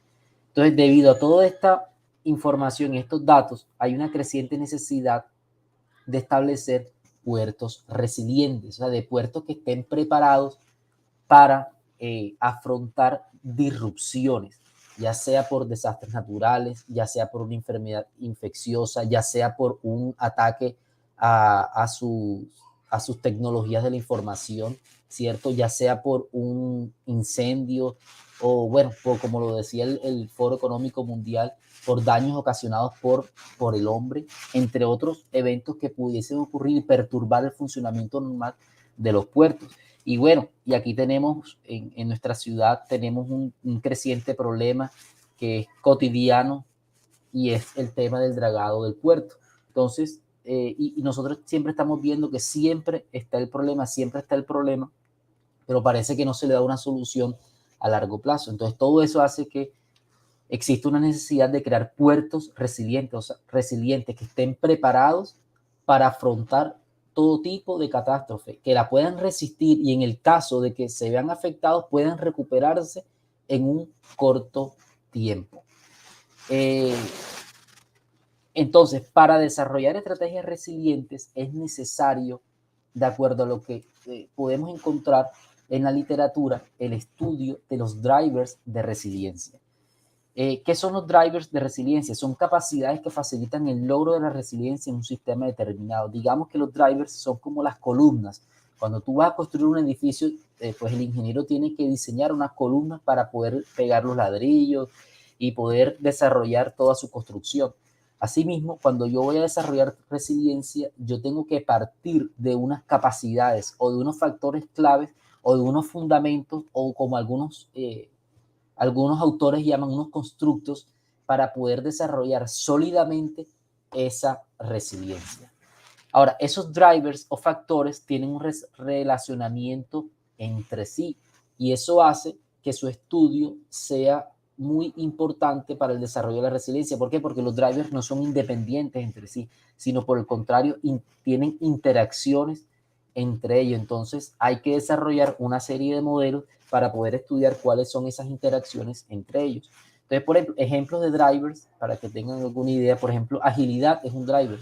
Por ejemplo, cómo activar protocolos de emergencia para reiniciar las operaciones en puertos ante un posible huracán devastador. O, por ejemplo, visibilidad, tener una visión clara y oportuna para ver información sobre disrupciones en puntos de la cadena de suministro. Por ejemplo, que el puerto tenga información, por ejemplo, el puerto recibe continuamente productos de una cadena de suministro determinada y en esa cadena de suministro están ocurriendo una serie de eventos disruptivos. Ahora, el puerto tiene que tener la capacidad para conocer lo que allá está pasando, porque eso que está pasando allá lo va a afectar en unos 10 días o 20 días. Y si él no tiene información de eso, él no se va a preparar para lo que va a ocurrir en 10 días o 20 días, que va a afectar su flujo normal. Y, por ejemplo, flexibilidad también es otro driver, por ejemplo, cambiar operaciones para cargue y descargue de mercancía. O sea que fácilmente, si yo estoy trabajando graneles, yo puedo trabajar contenedores o cualquier otro tipo de mercancía en el puerto. Por ejemplo, la flexibilidad se ve mucho hoy día con el tema del COVID. Muchas empresas que fabricaban textiles comenzaron a fabricar tapabocas. Entonces, eso es flexibilidad. O empresas que hacían alcohol para el consumo, comenzaron a hacer alcohol para el tema sanitario. Eso es flexibilidad en las operaciones. Entonces, en la literatura hay una serie de gaps que uno puede encontrar en referencia al tema de resiliencia con los drivers, y es que, por ejemplo, que no hay una claridad en la relación de la resiliencia con sus respectivos drivers. Los drivers representan la mayor brecha del conocimiento en el análisis de resiliencia, lo dice el autor José Inian Barker, 2016. Existen modelos que analizan la interacción de los drivers, pero no se cuantifica la influencia sobre la resiliencia.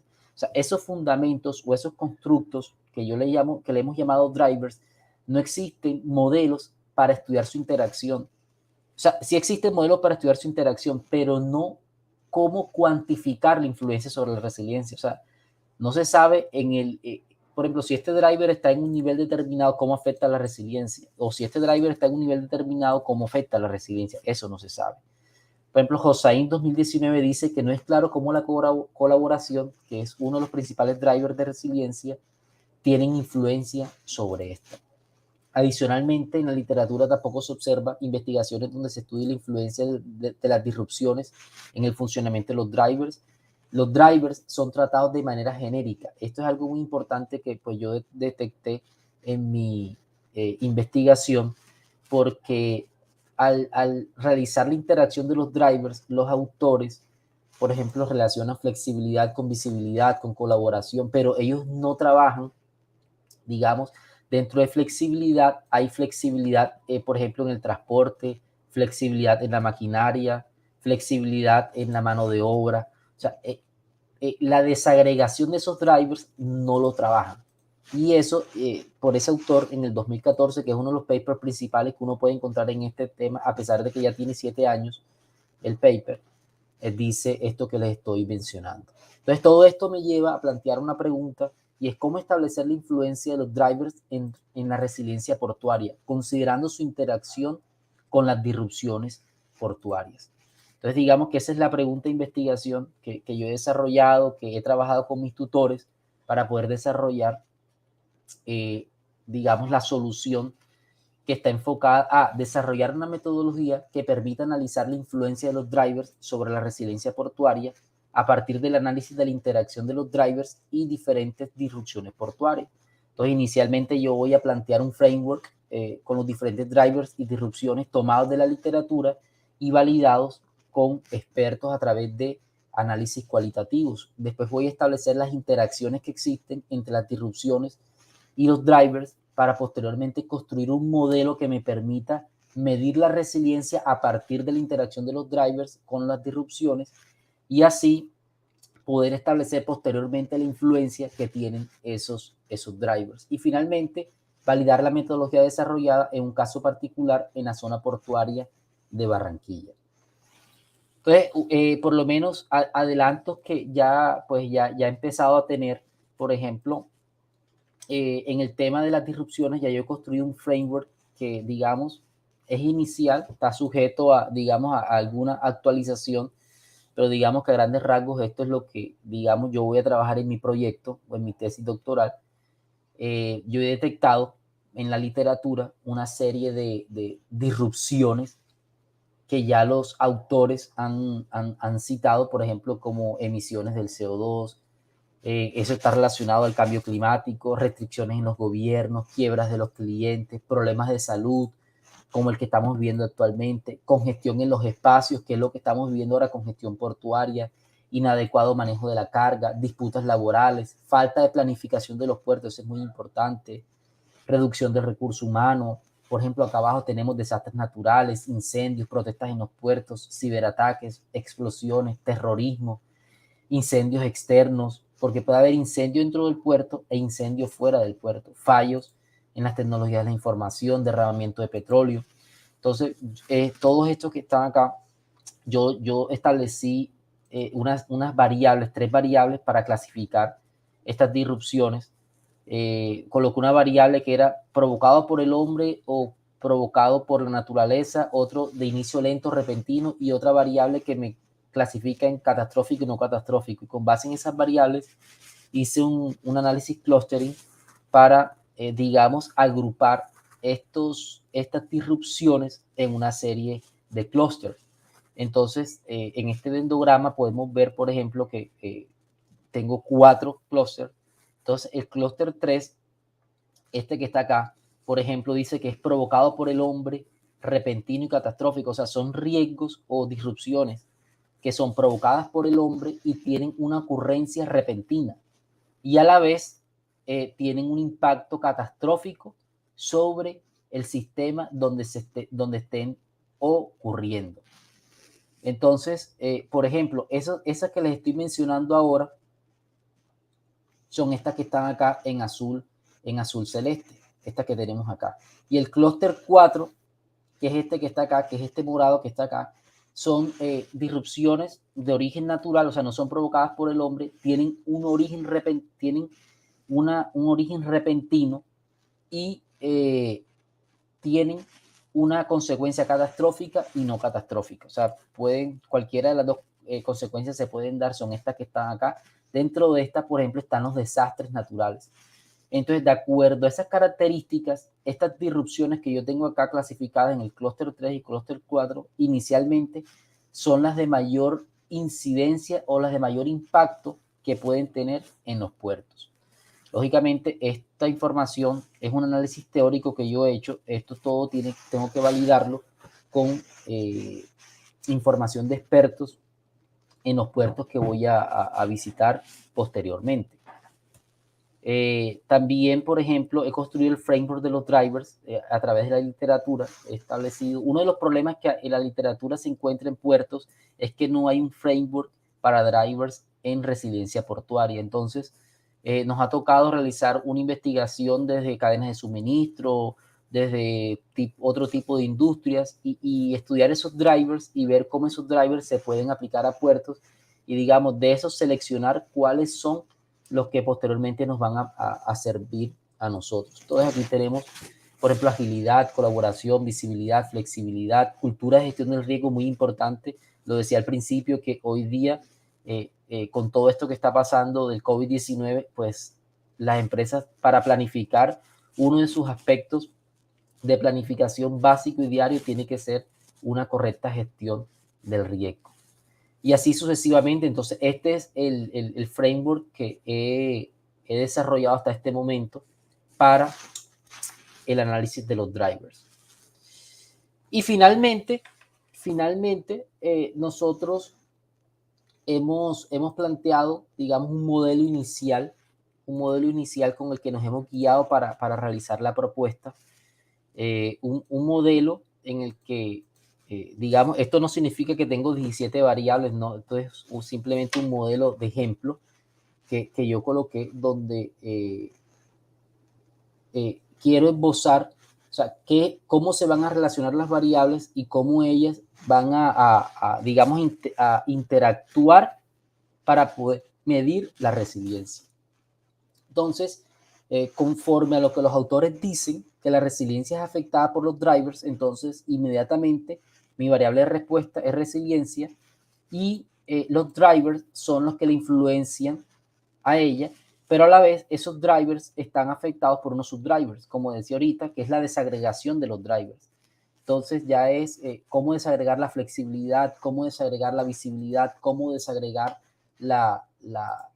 por ejemplo, la colaboración entre los puertos, y entre esos drivers hay cierta relación.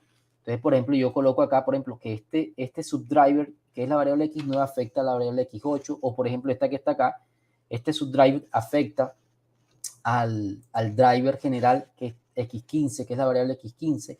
Esto es para ejemplificar las interacciones que existen entre ellos de acuerdo a lo que dicen los autores en la literatura.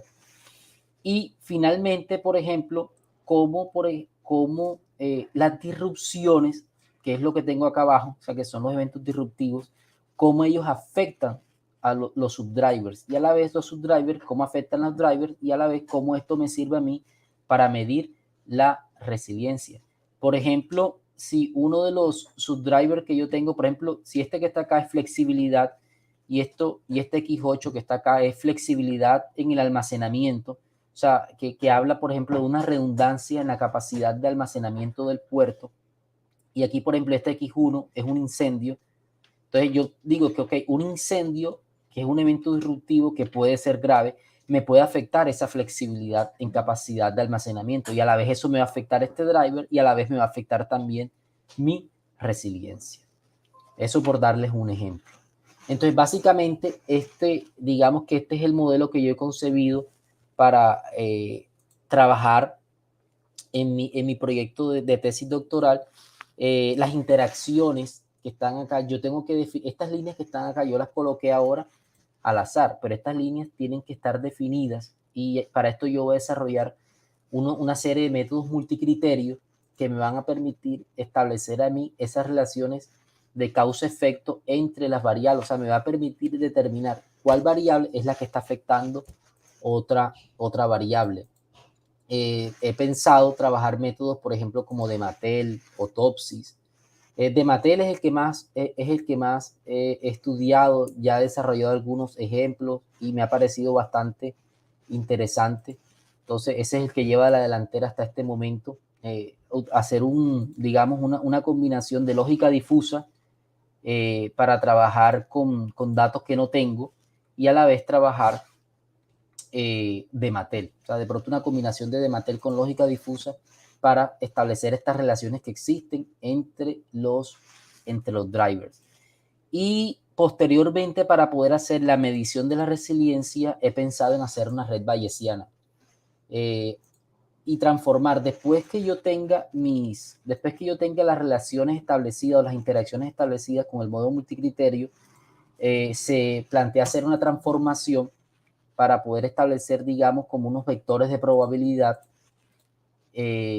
tipo frecuencia relativa en estas variables, y con base en esto establecer una red bayesiana y establecer una medida de resiliencia que esté entre 0 y 1. Y con esa red bayesiana finalmente determinar el nivel de resiliencia que tenga el puerto. Otros métodos que hemos pensado también, dinámica de sistemas, también pues lo he explorado. No mucho, pero sí, pues digamos, lo tengo ahí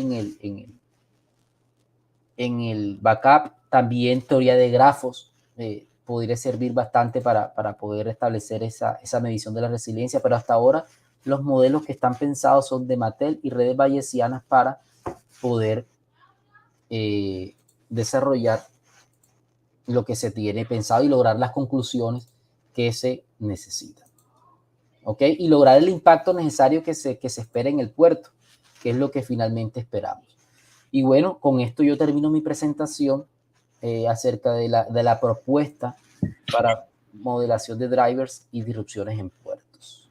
Muchas gracias. Fernando, a ti muchísimas gracias por haber aceptado nuestra invitación a este cuarto día de evento del Research Day de Ingenierías. Desde la Dirección de Posgrados e Investigación de Ingenierías te deseamos muchos éxitos en el desarrollo de tu investigación y finalmente en unos semestres en la culminación de tu doctorado. Así que una vez más, muchísimas gracias. Bueno, gracias Natalia por la invitación, y esto me sirve para probar cosas, sustentaciones posteriores que tengo que realizar. Así es. Y recordarle a toda la audiencia que estas transmisiones van a estar en el canal de Uninorte Académico para quienes deseen posteriormente verificarlas una vez más. Seguimos también con la programación del Research Day de Ingeniería, y para culminar esta jornada de la mañana, nuestro siguiente y último invitado es el profesor Héctor López del Departamento de Ingeniería Industrial. El ingeniero Héctor va a estar compartiendo con toda la audiencia una charla que lleva por nombre Integrando modelos de demanda estocástica con decisiones de localización y transporte. Así que, ingeniero Héctor, bienvenido y gracias por haber aceptado también la invitación a participar de este evento. Hola Natalia, muchas gracias a ti por la invitación. Si gusta, puede entonces ya empezar a compartir la presentación y yo le puedo confirmar pues que se esté viendo correctamente. Ok, muchas gracias.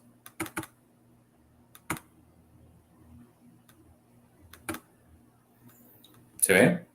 Perfecto, profesor, adelante. Bueno, de nuevo, pues buenos días a todos. Mi nombre es Héctor López. ¿Ya? ¿Se ve la presentación? Sí. Mi nombre es Héctor López, soy matemático de la Universidad Nacional. Tengo una maestría en matemática aplicada y un doctorado en ingeniería industrial de la Universidad de Chile.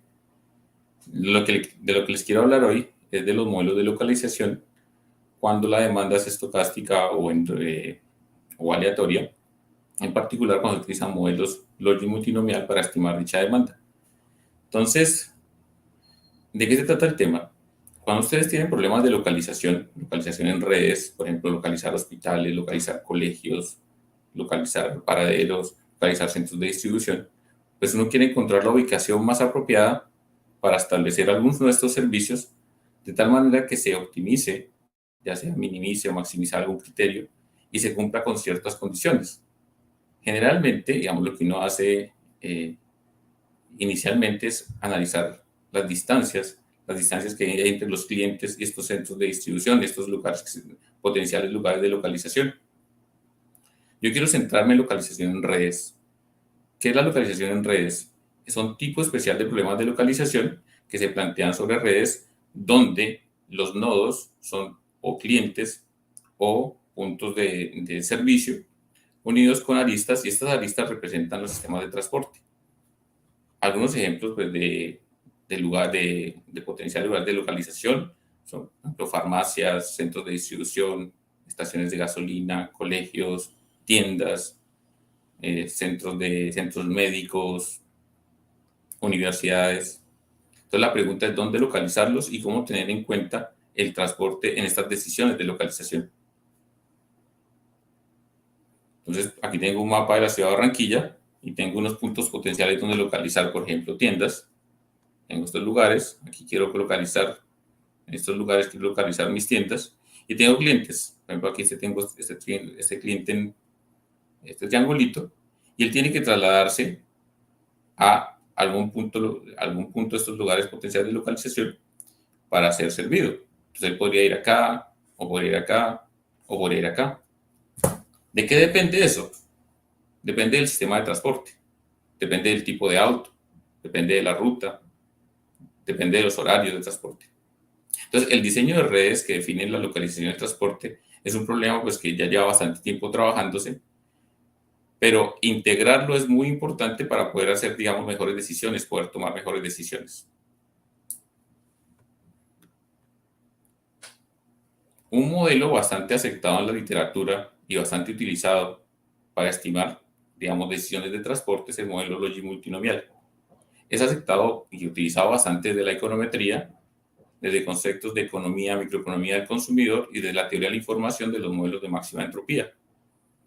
Entonces, ¿qué se hace con estos modelos Logi multinomial? Un individuo se enfrenta a un conjunto de alternativas, en este caso es a lugares potenciales donde ser atendido, a una de estas localizaciones, a dónde va a ir. Entonces tiene que decidir a cuál voy. ¿A cuál decido ir? ¿A la que esté más cerca? ¿O voy a la que esté más desocupada? ¿O voy a la que tenga mejores precios? ¿A cuál voy?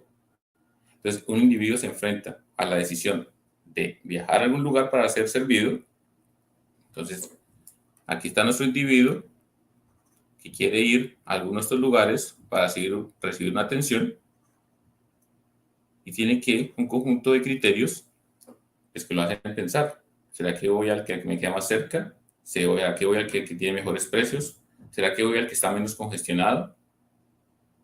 Entonces, los individuos, los consumidores, los que van a viajar, los que van a utilizar el sistema de transporte para llegar a sus puntos de servicio, escogen, se supone que de manera racional, que son los supuestos fuertes del modelo Logi multinomial, entre un conjunto de alternativas factibles o disponibles. ¿Qué significa racional? Que ellos tienen alguna función de utilidad, una función de felicidad, una función de satisfacción que les da ir a cada uno de estos puntos. Y esa satisfacción, esa utilidad está asociada a los atributos de cada uno de estos puntos. Esos atributos son la distancia, el costo de viaje, el costo del servicio, el nivel de servicio, el nivel de congestión en los puntos. Bien. De acuerdo pues a las personas que comenzaron a trabajar este modelo Logi multinomial, ya hace bastantes años, los individuos, cada uno de estos individuos pertenece a una población homogénea H. Entonces aquí tengo mis clientes que quieren viajar, aquí tengo clientes, aquí tengo otros clientes, y cada uno de estos clientes puede pertenecer a una población H. Entonces aquí puede ser que haya clientes de un sector socioeconómico que llamamos H1, puede ser que haya clientes de otro sector socioeconómico que llamamos H2, pero cada uno de estos grupos o cada uno de estos tipos de clientes actúan racionalmente y poseen información perfecta, o sea, saben cómo es el comportamiento del viaje, saben cuánto tiempo les cuesta llegar hasta cada uno de estos puntos, saben los costos en esos lugares, los precios de venta, si es comprar un producto, saben el nivel de congestión, saben las tasas de atención y eligen la alternativa que maximiza una utilidad individual, y esa utilidad individual depende de todos esos factores, no solamente depende del tiempo, del costo de viaje. Bien, y que estos individuos pues están sujetos a condiciones legales, sociales, físicas, de tiempo y dinero. Y vamos a definir una variable que es importante en los modelos que les voy a presentar, que es H sub H, que es la cantidad potencial de consumidores tipo H. Entonces, esos consumidores pueden estar divididos por zonas. Entonces, la zona 1, la zona 2, la zona 3, por condiciones socioeconómicas, niveles de estudio. Bien. Entonces, ¿qué se supone en estos modelos? Que tenemos un consumidor que se enfrenta a un conjunto de alternativas disponibles. Entonces, aquí tenemos a un cliente que puede viajar acá, puede viajar acá, puede viajar acá. Ese es un conjunto de alternativas. Y cada una de estas alternativas me genera una utilidad. Esta utilidad no necesariamente la podemos conocer nosotros como modeladores, no la podemos conocer necesariamente nosotros que tenemos los datos. Y la utilidad de cada uno de estos individuos la dividimos en dos. Una utilidad que podemos conocer y estimar a través de modelos econométricos y un error que es la incapacidad que tenemos nosotros a partir de los modelos de modelar el pensamiento o la utilidad de estos individuos. Bien. Les hago un ejemplo acá de una utilidad muy sencilla. Supongamos que aquí tengo un individuo tipo H y la utilidad para él, para decidir a dónde va a ir, va a depender del costo de viaje desde cada punto, desde su lugar de destino H a cada uno de los posibles potenciales lugares donde va a viajar. Entonces aquí es el lugar I, y está el costo de viaje y está el tiempo de viaje. Entonces una función de utilidad lineal que depende del costo y del tiempo. Estos valores que están aquí es la ponderación que le da ese individuo tanto al tiempo de viaje como al costo de viaje. Y supongamos que nosotros tenemos esos datos y obtenemos esa función de utilidad. Sin embargo, estos individuos tienen comportamientos estocásticos aleatorios y esto se representa por el error estocástico que está aquí, el error aleatorio. Entonces, lo que se estima es la probabilidad de que un individuo tipo H, que está aquí, elija cada una de estas opciones como su lugar de destino. Entonces, si H escoge I, es porque la utilidad que le genera a H ir ahí es mayor que la utilidad que le genera a H ir a cualquier otro lugar. Entonces, si H decide ir acá, es porque la utilidad que le está generando es mayor que la utilidad que le generan este lugar y este lugar. Entonces, aquí queremos encontrar, desde el punto de vista estocástico, la probabilidad de que el individuo H elija ir al lugar I. Y eso es la probabilidad de que la utilidad que le genera el lugar I sea mayor o igual que la utilidad que le genera cualquier otro lugar. Como esto se puede escribir de manera determinística más la parte estocástica, eso es la utilidad que la parte determinística más la estocástica del lugar I sea mayor que cualquier utilidad que le genera cualquier otro lugar. Esos errores de modelación, esa parte que no podemos entender de la persona, ese error puede asumir distintas distribuciones. En particular, una que es muy aceptada, que es muy utilizada, es la distribución Campbell. La distribución Campbell me permite que esa probabilidad tenga una fórmula cerrada. Y es la siguiente. La probabilidad de que un individuo H elija el lugar I va a ser la exponencial de la utilidad determinística o conocida. Recuerden que para el ejemplo que yo hice, esa utilidad dependía del costo de viaje y del tiempo de viaje. Para el ejemplo que les acabo de hacer. Dividido la suma de la exponencial de las utilidades de los otros lugares potenciales a donde podría ir el individuo H. Si nos damos cuenta, esta función de probabilidad también nos ayuda a estimar una demanda. Si nosotros sabemos que en cada punto de estos individuos hay una cantidad H y tenemos la probabilidad de que elijan ir a cierto lugar I, pues multiplicamos la cantidad de individuos del lugar H por la probabilidad de que elijan ir a ese lugar y esa va a ser el porcentaje o la cantidad de individuos de H que van a ir ahí. Y esto es una función de demanda tipo estocástico, tipo logic, donde la decisión o la demanda de ese lugar va a depender de todos los tipos de individuos, todos los H's, perdón, esto depende de todos los H's, de todos los H's que están aquí, de todos los individuos, de todos los potenciales compradores, por la probabilidad de ir a ese sitio. Esto es un modelo ya muy reconocido, muy utilizado, pero en particular en modelos de localización, lo que han hecho muchos autores es decir, bueno, un momento, pero esa demanda es si se abrió el lugar, porque si ese lugar no se ha localizado, pues la demanda debería ser cero. Entonces se le hizo una modificación y es lo que hacen varios autores hace ya bastantes años. Es decir, bueno, si vamos a incorporar a este modelo lógico modelos de localización, debemos tener presente que debemos saber si ese lugar está localizado o no. O sea, debemos saber si esta tienda existe o no. Porque si no existe, pues la demanda será cero. Entonces se modifica la formulación del modelo multinomial. Se modifica haciendo el siguiente cambio. Si ese punto no se ha abierto, se le asigna el valor de 0, lo cual implica que es imposible que tenga demanda. Es imposible que tenga probabilidad de ir a ese sitio. Recuerden que esto es la probabilidad de que un individuo H decida ir al sitio I. Pero si esto es 0, porque no se decidió no localizarlo, pues su demanda va a ser 0 y la probabilidad de ir a ese sitio es 0.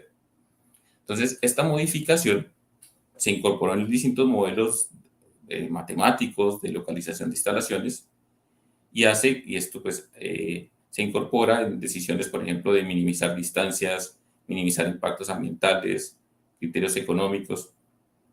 Pero esto a la vez hace más complejos los modelos, porque la variable de decisión está tanto en el numerador como en el denominador. Es una variable binaria, pues, que hace que estos modelos sean más difíciles de resolver que los modelos de optimización clásicos.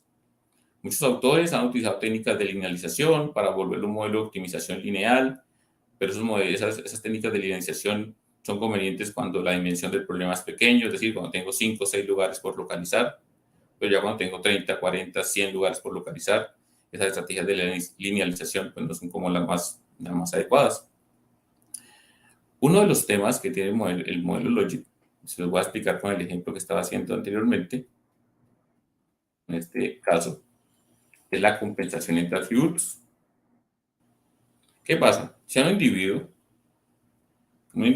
este lugar le genera cierta utilidad, una utilidad dada, y usted le dice, mire, le voy a cambiar para que se vaya a este lugar.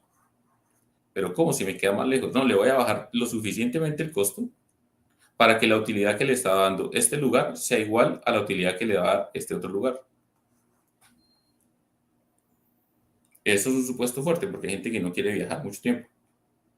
Hay gente que dice, no, máximo yo viajo, no sé, 30 minutos y este viaje está a 45. Pero el modelo Logic como tal y esa función de utilidad que está ahí me permite hacer eso. Le voy a bajar a usted el costo de viaje para que venga hasta aquí.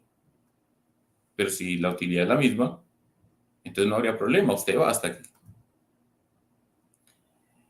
Entonces, después de que, digamos, se tiene este supuesto de compensación entre atributos, surge un modelo, que es el modelo Logic restringido, que surgió hace más de 10 años, que dice, bueno, no, la gente tiene cotas sobre los atributos. La gente está dispuesto máximo a viajar tanto tiempo. La gente está dispuesto máximo a pagar tanto valor por el viaje. Que eso no lo tiene el modelo Logic multinomial original. Entonces, Martínez, en el 2009, desarrolló un modelo de toma de decisiones basado en el Logic multinomial que dice, yo quiero incorporar restricciones sobre los atributos. Si yo estoy acá, yo máximo voy a viajar 30 minutos y eso implica que máximo voy a llegar a estos sitios. Que si estoy acá, máximo voy a pagar cierta cantidad por el viaje. Entonces, cada uno de estos atributos, el hecho de acotarlos hace que haya opciones que sean no factibles. Entonces la decisión ahora se acota porque hay decisiones no factibles. Pero supongamos, y eso fue uno de los supuestos de Martínez, que un individuo dice, mira, yo máximo viajo 30 minutos, pero este lugar está a 32 minutos. Este lugar está a 32 minutos. Acá. Pues, ¿por qué lo elimina del conjunto de opciones si a lo mejor es más barato? Entonces, lo que propone en ese trabajo, en el modelo Logic restringido, es penalicemos esas opciones que están por fuera de mi rango, de mis cotas, penalicémoslas, pero mantengámoslas ahí, mantengámoslas dentro de las opciones. Entonces, a través de unas funciones de corte, él dice lo siguiente. Yo tengo unas cotas para cada uno de los atributos, por ejemplo, tiempo de viaje, y lo que voy a hacer es, si este es mi máximo tiempo de viaje, voy a penalizar el hecho de que haya opciones más lejanas, pero sin embargo, alguna opción lejana que me parezca interesante, la puedo dejar, la penalizo fuertemente, y esta es una función que hace que disminuya la probabilidad de elección de ese sitio. Entonces, a través de estas funciones de corte, de funciones suaves, que pasan desde el espacio penalizado al no penalizado, lo que se busca es que si hay una opción que parece interesante, pero se pasa un poquitico de la restricción, pueda ser igualmente viable. Entonces, estas funciones de corte que están entre 0 y 1 penalizan esas opciones que se salen de mis restricciones, pero que sin embargo no se salen tanto. Entonces, esas funciones que están aquí, estas funciones que se llaman funciones de corte, se multiplican a esta exponencial. Entonces, la probabilidad se va a ver penalizada ahora por un valor menor que 1. Eso hace que las probabilidades disminuyan, las probabilidades de elegir un lugar disminuyan, pero sin embargo siguen estando como una opción para ir a ese lugar. O porque es más barato, aunque si me pasa el tiempo de viaje, es más barato, vale la pena, o a lo mejor es más costoso, pero está cerca, entonces no es tan caro como yo pensaba, entonces penalizo la opción de que es costoso, sin embargo está cerca, es una opción que puede ser válida. Entonces, a través de esas funciones de corte, las funciones de cutoff, Francisco Martínez y en este artículo incorpora restricciones sobre los atributos que no tiene el modelo Logic original. Eso hace que uno acote el conjunto de opciones. Aquí pues está la formulación matemática, no voy a entrar mucho en detalle al respecto. Las funciones tienen que ver con el modelo Logic binomial, pero esto permite que uno pueda hacer más real los modelos de optimización de localización en particular, aplicando ese tipo de estrategias. Bien. Aquí pues les muestro, aquí hay unos parámetros que son muy relevantes. Este parámetro que está aquí es la proporción de personas que están dispuestas a violar la restricción. Entonces, dependiendo de los valores de esos parámetros, va a cambiar la forma funcional de la función de penalización. Entonces, por ejemplo, si esta es una restricción de tiempo, la persona que tiene este comportamiento, pues tiene una penalización mucho más fuerte que la que tiene este comportamiento. Estas funciones al final lo que buscan es penalizar las probabilidades de elección.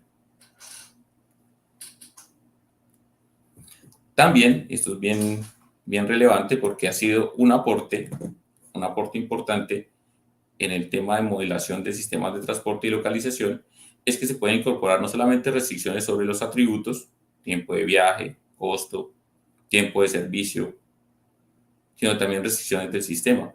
Recuerden que esas probabilidades que da el modelo Logic multinomial son funciones de demanda. Esas demandas están asociadas pues, a requerimientos. Entonces, si alguien en el lugar I en el lugar H decide ir al lugar I y mucha gente decide ir a ese lugar, pues puede sobrepasar su capacidad. El modelo Logic multinomial permite incorporar restricciones tipo capacidad. Entonces, si aquí hay muchas personas que deciden a este lugar y muchas personas que deciden a este lugar y muchas personas deciden a este lugar, pues al final ese lugar puede explotar. Entonces, estas probabilidades, que son demandas, uno suma esas demandas y es toda la gente que llega al lugar y pues tiene que ser menor que su capacidad. Este modelo Logic restringido permite incorporar estas restricciones de capacidad dentro de la función de utilidad del individuo. Entonces, ¿qué va a pasar? Que como nos permite incorporar vía estas restricciones de cutoff o de corte, va a pasar que la utilidad del individuo va a depender de las decisiones que tomen los demás. Es decir, mi utilidad de ir a este lugar, de que el señor H vaya ahí, va a depender de lo que decidan hacer los demás. Y lo que decidan hacer los demás también depende de la decisión que yo tome. Entonces, la probabilidad de que yo decida, estando en el lugar H, ir ahí, va a depender de lo que hagan los demás. Y lo que hagan los demás también depende de lo que yo haga.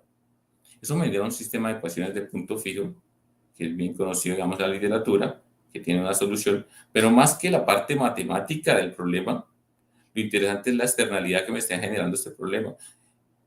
Estoy incorporando restricciones de capacidad, restricciones de oferta, que me permiten además incluirlas dentro de la función de utilidad del individuo. ¿Eso qué quiere decir? El individuo está entendiendo que tiene que competir por el producto. Ya la parte matemática, obviamente, pues, entrarla a analizar con detalle, pues, no creo que vale la pena en este momento. Pero lo interesante es que esta formulación le permite al individuo entender, porque está dentro de su función de utilidad, que puede haber fenómenos de congestión. Porque si vamos muchos, se llena eso, y si vamos muchos, pues simplemente se puede congestionar el sistema, y esa congestión me genera desutilidad. Entonces, todas estas decisiones que estos señores decían ir aquí, va a ser impactado por la decisión de todos. Vamos a competir por el producto, vamos a competir por el lugar, vamos a competir por un espacio. El modelo Logic no permite incorporar restricciones. El modelo Logic no lo tiene. En cambio, el modelo Logic restringido permite incorporar restricciones del sistema a través de estos sistemas de ecuaciones de punto fijo que permiten encontrar soluciones analíticas a través de los métodos numéricos clásicos, métodos de cálculo de raíces, que ustedes pues, conocen de los cursos de métodos numéricos. Bien. Todo esto es para contar la historia de un artículo que se publicó este año en la revista Applied Mathematical Modeling sobre el diseño de un modelo de localización y transporte, incluyendo variables de calidad de servicio usando el modelo Logic multinomial restringido. Algo que es muy importante en la investigación es el trabajo en equipo. Aquí hay estudiantes en este artículo, hay compañeros de otras universidades, hay expertos en metaheurísticas, hay expertos en programación, porque es muy importante cuando uno hace investigación trabajar en equipo, porque se aprende mucho más trabajando en equipo que trabajando solo. Bien. Hay muchos modelos, bueno, hay una cantidad de modelos limitados más bien, que analizan los modelos de localización y transporte de forma conjunta utilizando modelos multinomiales, modelos Logic. Hicimos una revisión en la literatura y encontramos que no todos los modelos tienen en cuenta esas variables importantes de gestión de calidad, como la congestión del servicio, como el tiempo de viaje, como el tiempo de espera, como el tiempo de servicio. Y otra cosa que era muy importante para nosotros, no solamente decidir cuánto localizar en cada lugar, sino cuántos servidores utilizar.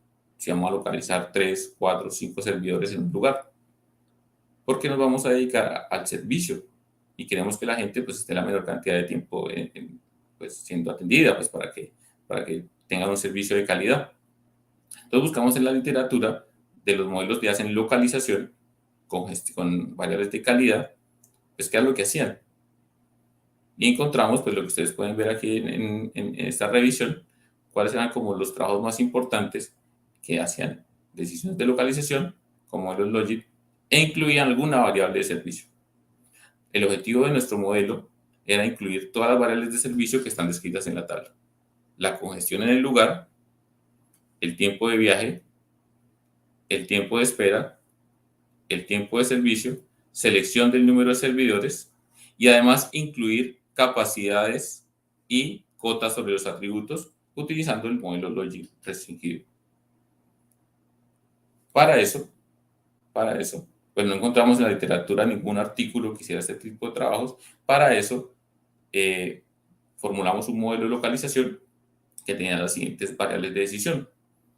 Una variable binaria que era 1 si una instalación está abierta en un lugar I.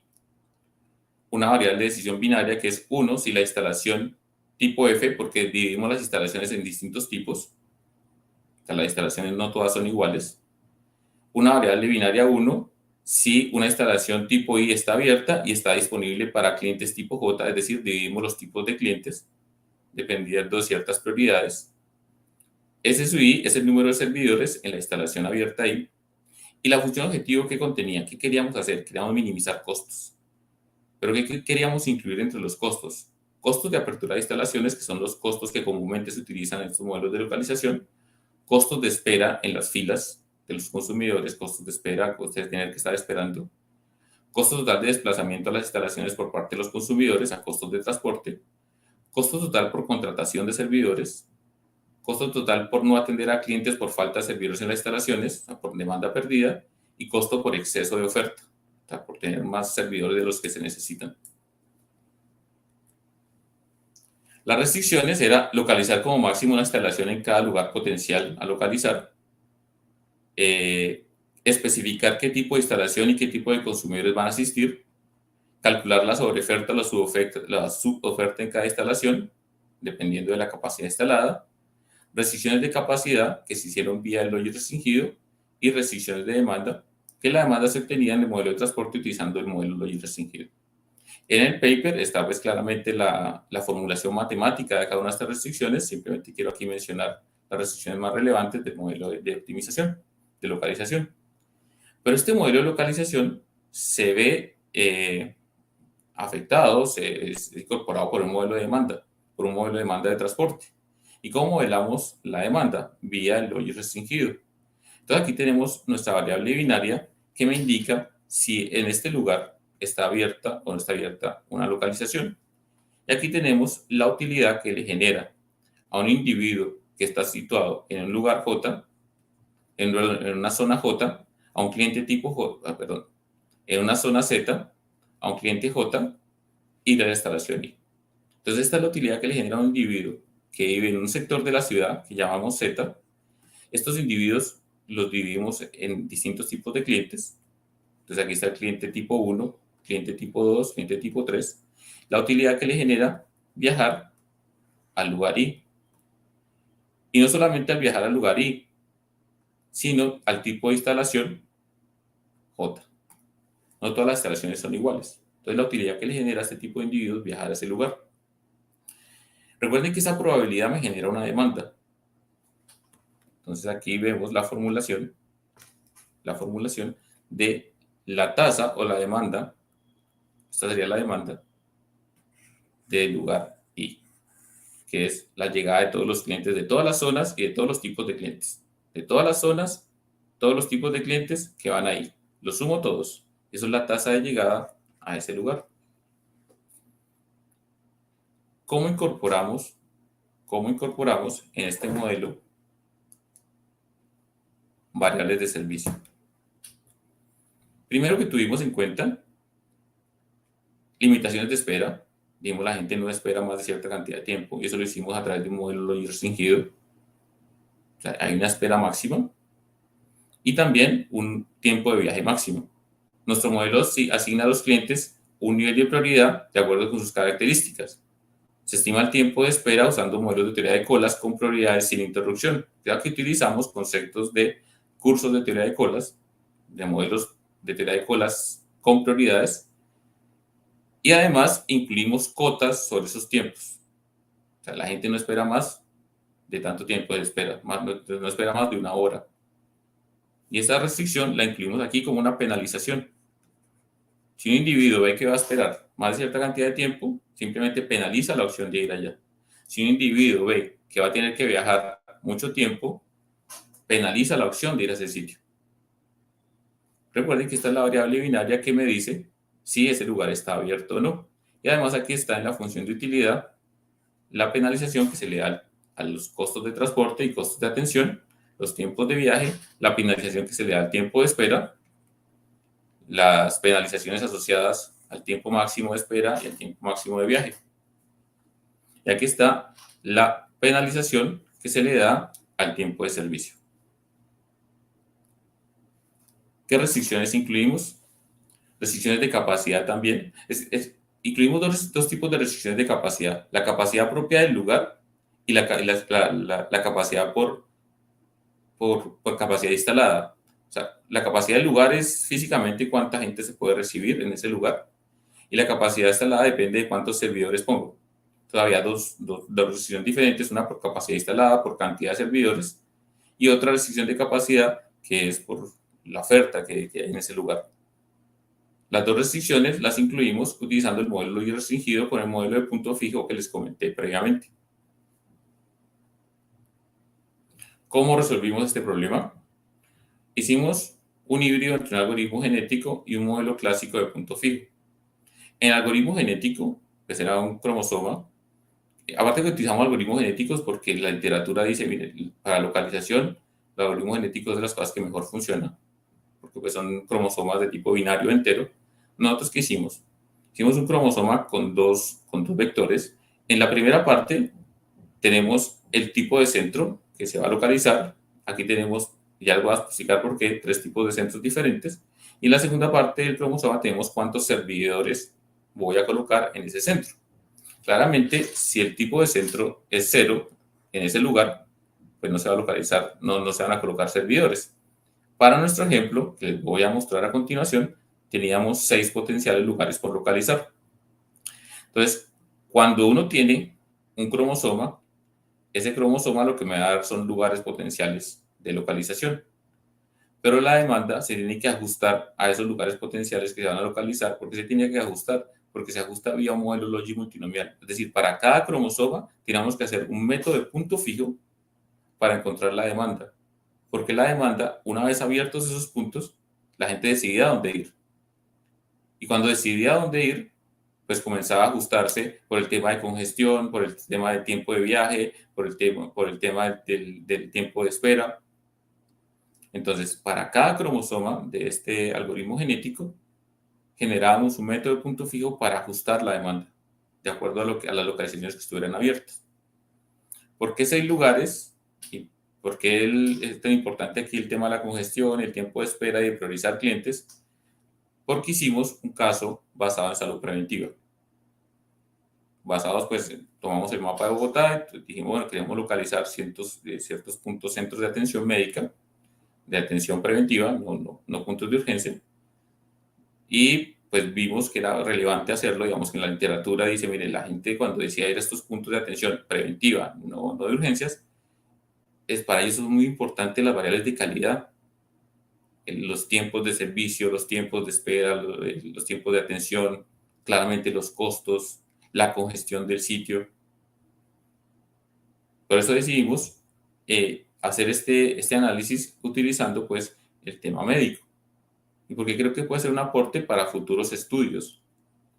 Seguramente hay muchas cosas por mejorar, pero de ahí partimos y dijimos, bueno, tenemos 6 potenciales lugares, teníamos 6 centros médicos donde podíamos localizar, queríamos localizar algunos de estos centros médicos, dependiendo de la demanda, y analizamos distintos escenarios de localización, distintos escenarios de análisis. Y bueno, vamos a tomar la función de utilidad de estos individuos. Tenemos 3 tipos de clientes. Uno son los más prioritarios, 2 son segundos, digamos, en prioridad, y los terceros, pues, el tipo 3 son los menos prioritarios. Encontramos la ponderación en la función de utilidad para cada una de las variables que nos importaban, que es el costo. El costo tiene que ver con costos de viaje y costos de atención, el tiempo de viaje, el tiempo de espera en la fila y el tiempo de servicio. Nos damos cuenta que el cliente número 1 tiene una mayor ponderación o una mayor desutilidad de estos tiempos, entonces pues se hace el más prioritario. Y así con los otros tipos de clientes. Y dijimos, bueno, vamos a analizar distintos tipos de escenarios. El escenario base va a ser, vamos a incluir todos estos factores, todos estos valores dentro de la función de utilidad de los individuos. Y estimamos los datos, y esos son los que ustedes ven en la tabla. Después digamos el escenario número 1. A la gente no le importa el tiempo de viaje. Es el que está aquí. Vamos al escenario número 2. A la gente solamente le importa el tiempo de viaje. Es decir, estimamos un modelo Logic donde solamente importa el tiempo de viaje. Escenario 3.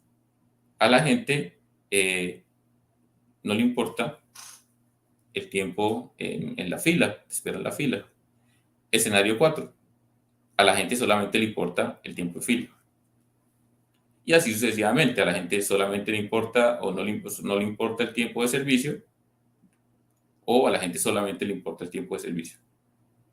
Y finalmente, a la gente no le importa el costo de viaje, porque igual va a una atención médica, o el caso contrario es a la gente solamente le importa eso.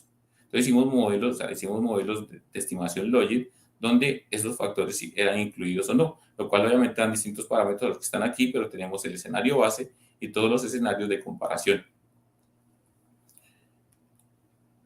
¿Qué obtuvimos? Obtuvimos lo que esperábamos que pasara. Es importante tener toda esta información porque las configuraciones de las redes, la cantidad de hospitales a abrir, la cantidad de los centros médicos, los tiempos de viaje, la demanda de pacientes cambia, lo cual es de esperarse, pero es importante poder cuantificar estos cambios. Por ejemplo, el escenario 8 y 9, donde importan los costos, aquí vemos el centro 1 y el centro 5, cómo cambia la demanda de pacientes. Entonces la conclusión es importante que todas estas variables de calidad sean incluidas dentro de los modelos de decisión de localización de instalaciones para poder tomar unas decisiones más oportunas, más acertadas. Ustedes pueden ver aquí cómo cambian pues, distintos niveles, distintos indicadores. Por ejemplo, aquí cómo cambia para cada tipo de paciente el tiempo promedio de viaje en el escenario 1 y el escenario 2, que son a la gente si le importa el viaje o no le importa el viaje. ¿O qué pasa aquí en el tiempo promedio en fila en el escenario 3 y 4? El escenario 3 y 4 es a la gente no le importa o solamente le importa estar en la fila. El tiempo de fila es lo que más le importa. Entonces, al final, digamos, las conclusiones más importantes, aquí hay otra cosa que es relevante, es qué tipo de centro voy a abrir. Recuerden que yo les dije que había 3 tipos de centros.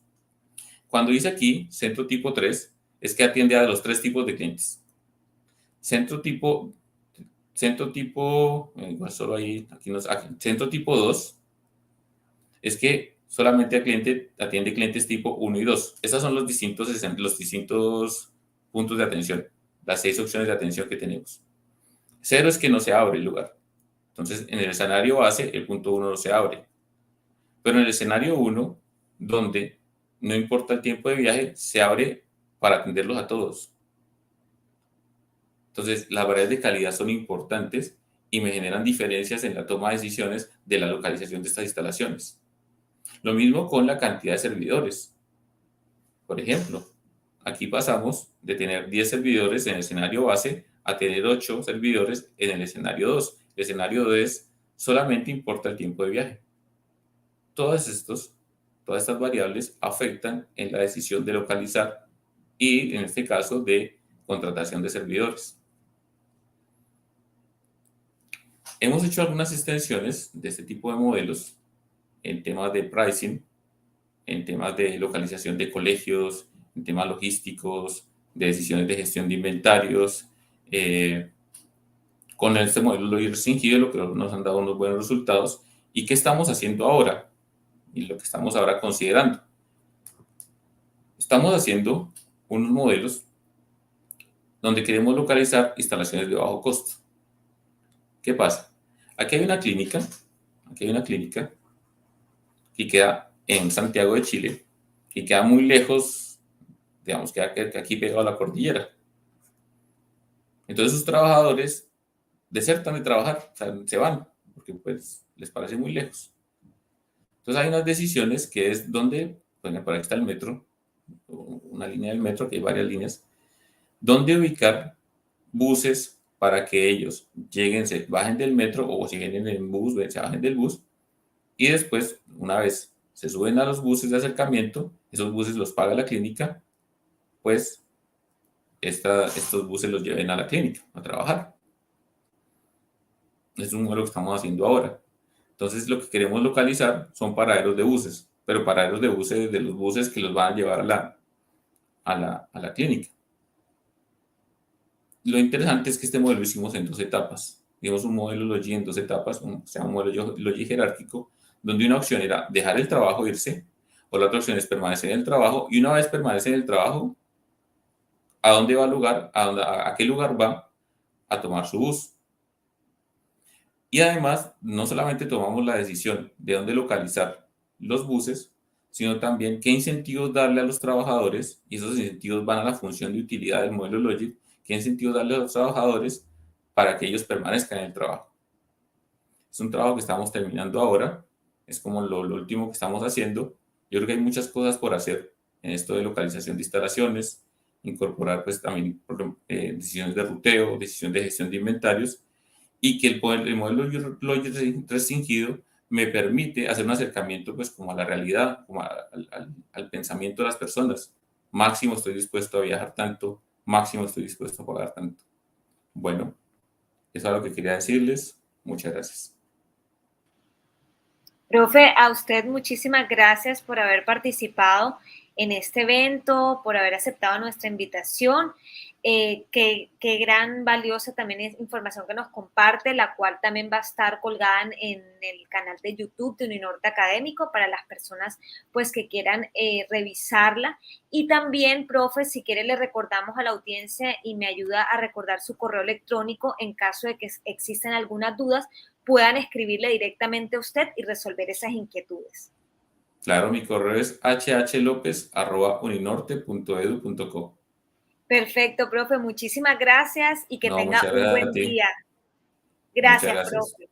Y con esto finalizamos la jornada de la mañana del Research Day de Ingeniería en las áreas de Ingeniería Industrial. Esperamos también la participación de todos ustedes hoy a las 3 p.m. Iniciaremos con nuevos invitados que estarán compartiendo con nosotros las investigaciones que se desarrollan al interior de nuestra maestría en Ingeniería Industrial y el doctorado en Ingeniería Industrial. Recordarles una vez más que nuestras inscripciones a nuestros posgrados ya se encuentran abiertas, pueden seguirnos en redes sociales, pueden verlas en pantalla, estamos en Instagram como Posgrados Ingeniería UN y en LinkedIn como Posgrados Ingeniería de la Universidad del Norte. del Norte. Todas aquellas personas que participen durante este evento, que cierra el día de mañana, viernes 12 de noviembre, podrán quedar exentos del pago de inscripción. Así que una vez más, muchas gracias por acompañarnos y que tengan un buen día. Los siguientes contenidos de Uninorte Co. te pueden interesar.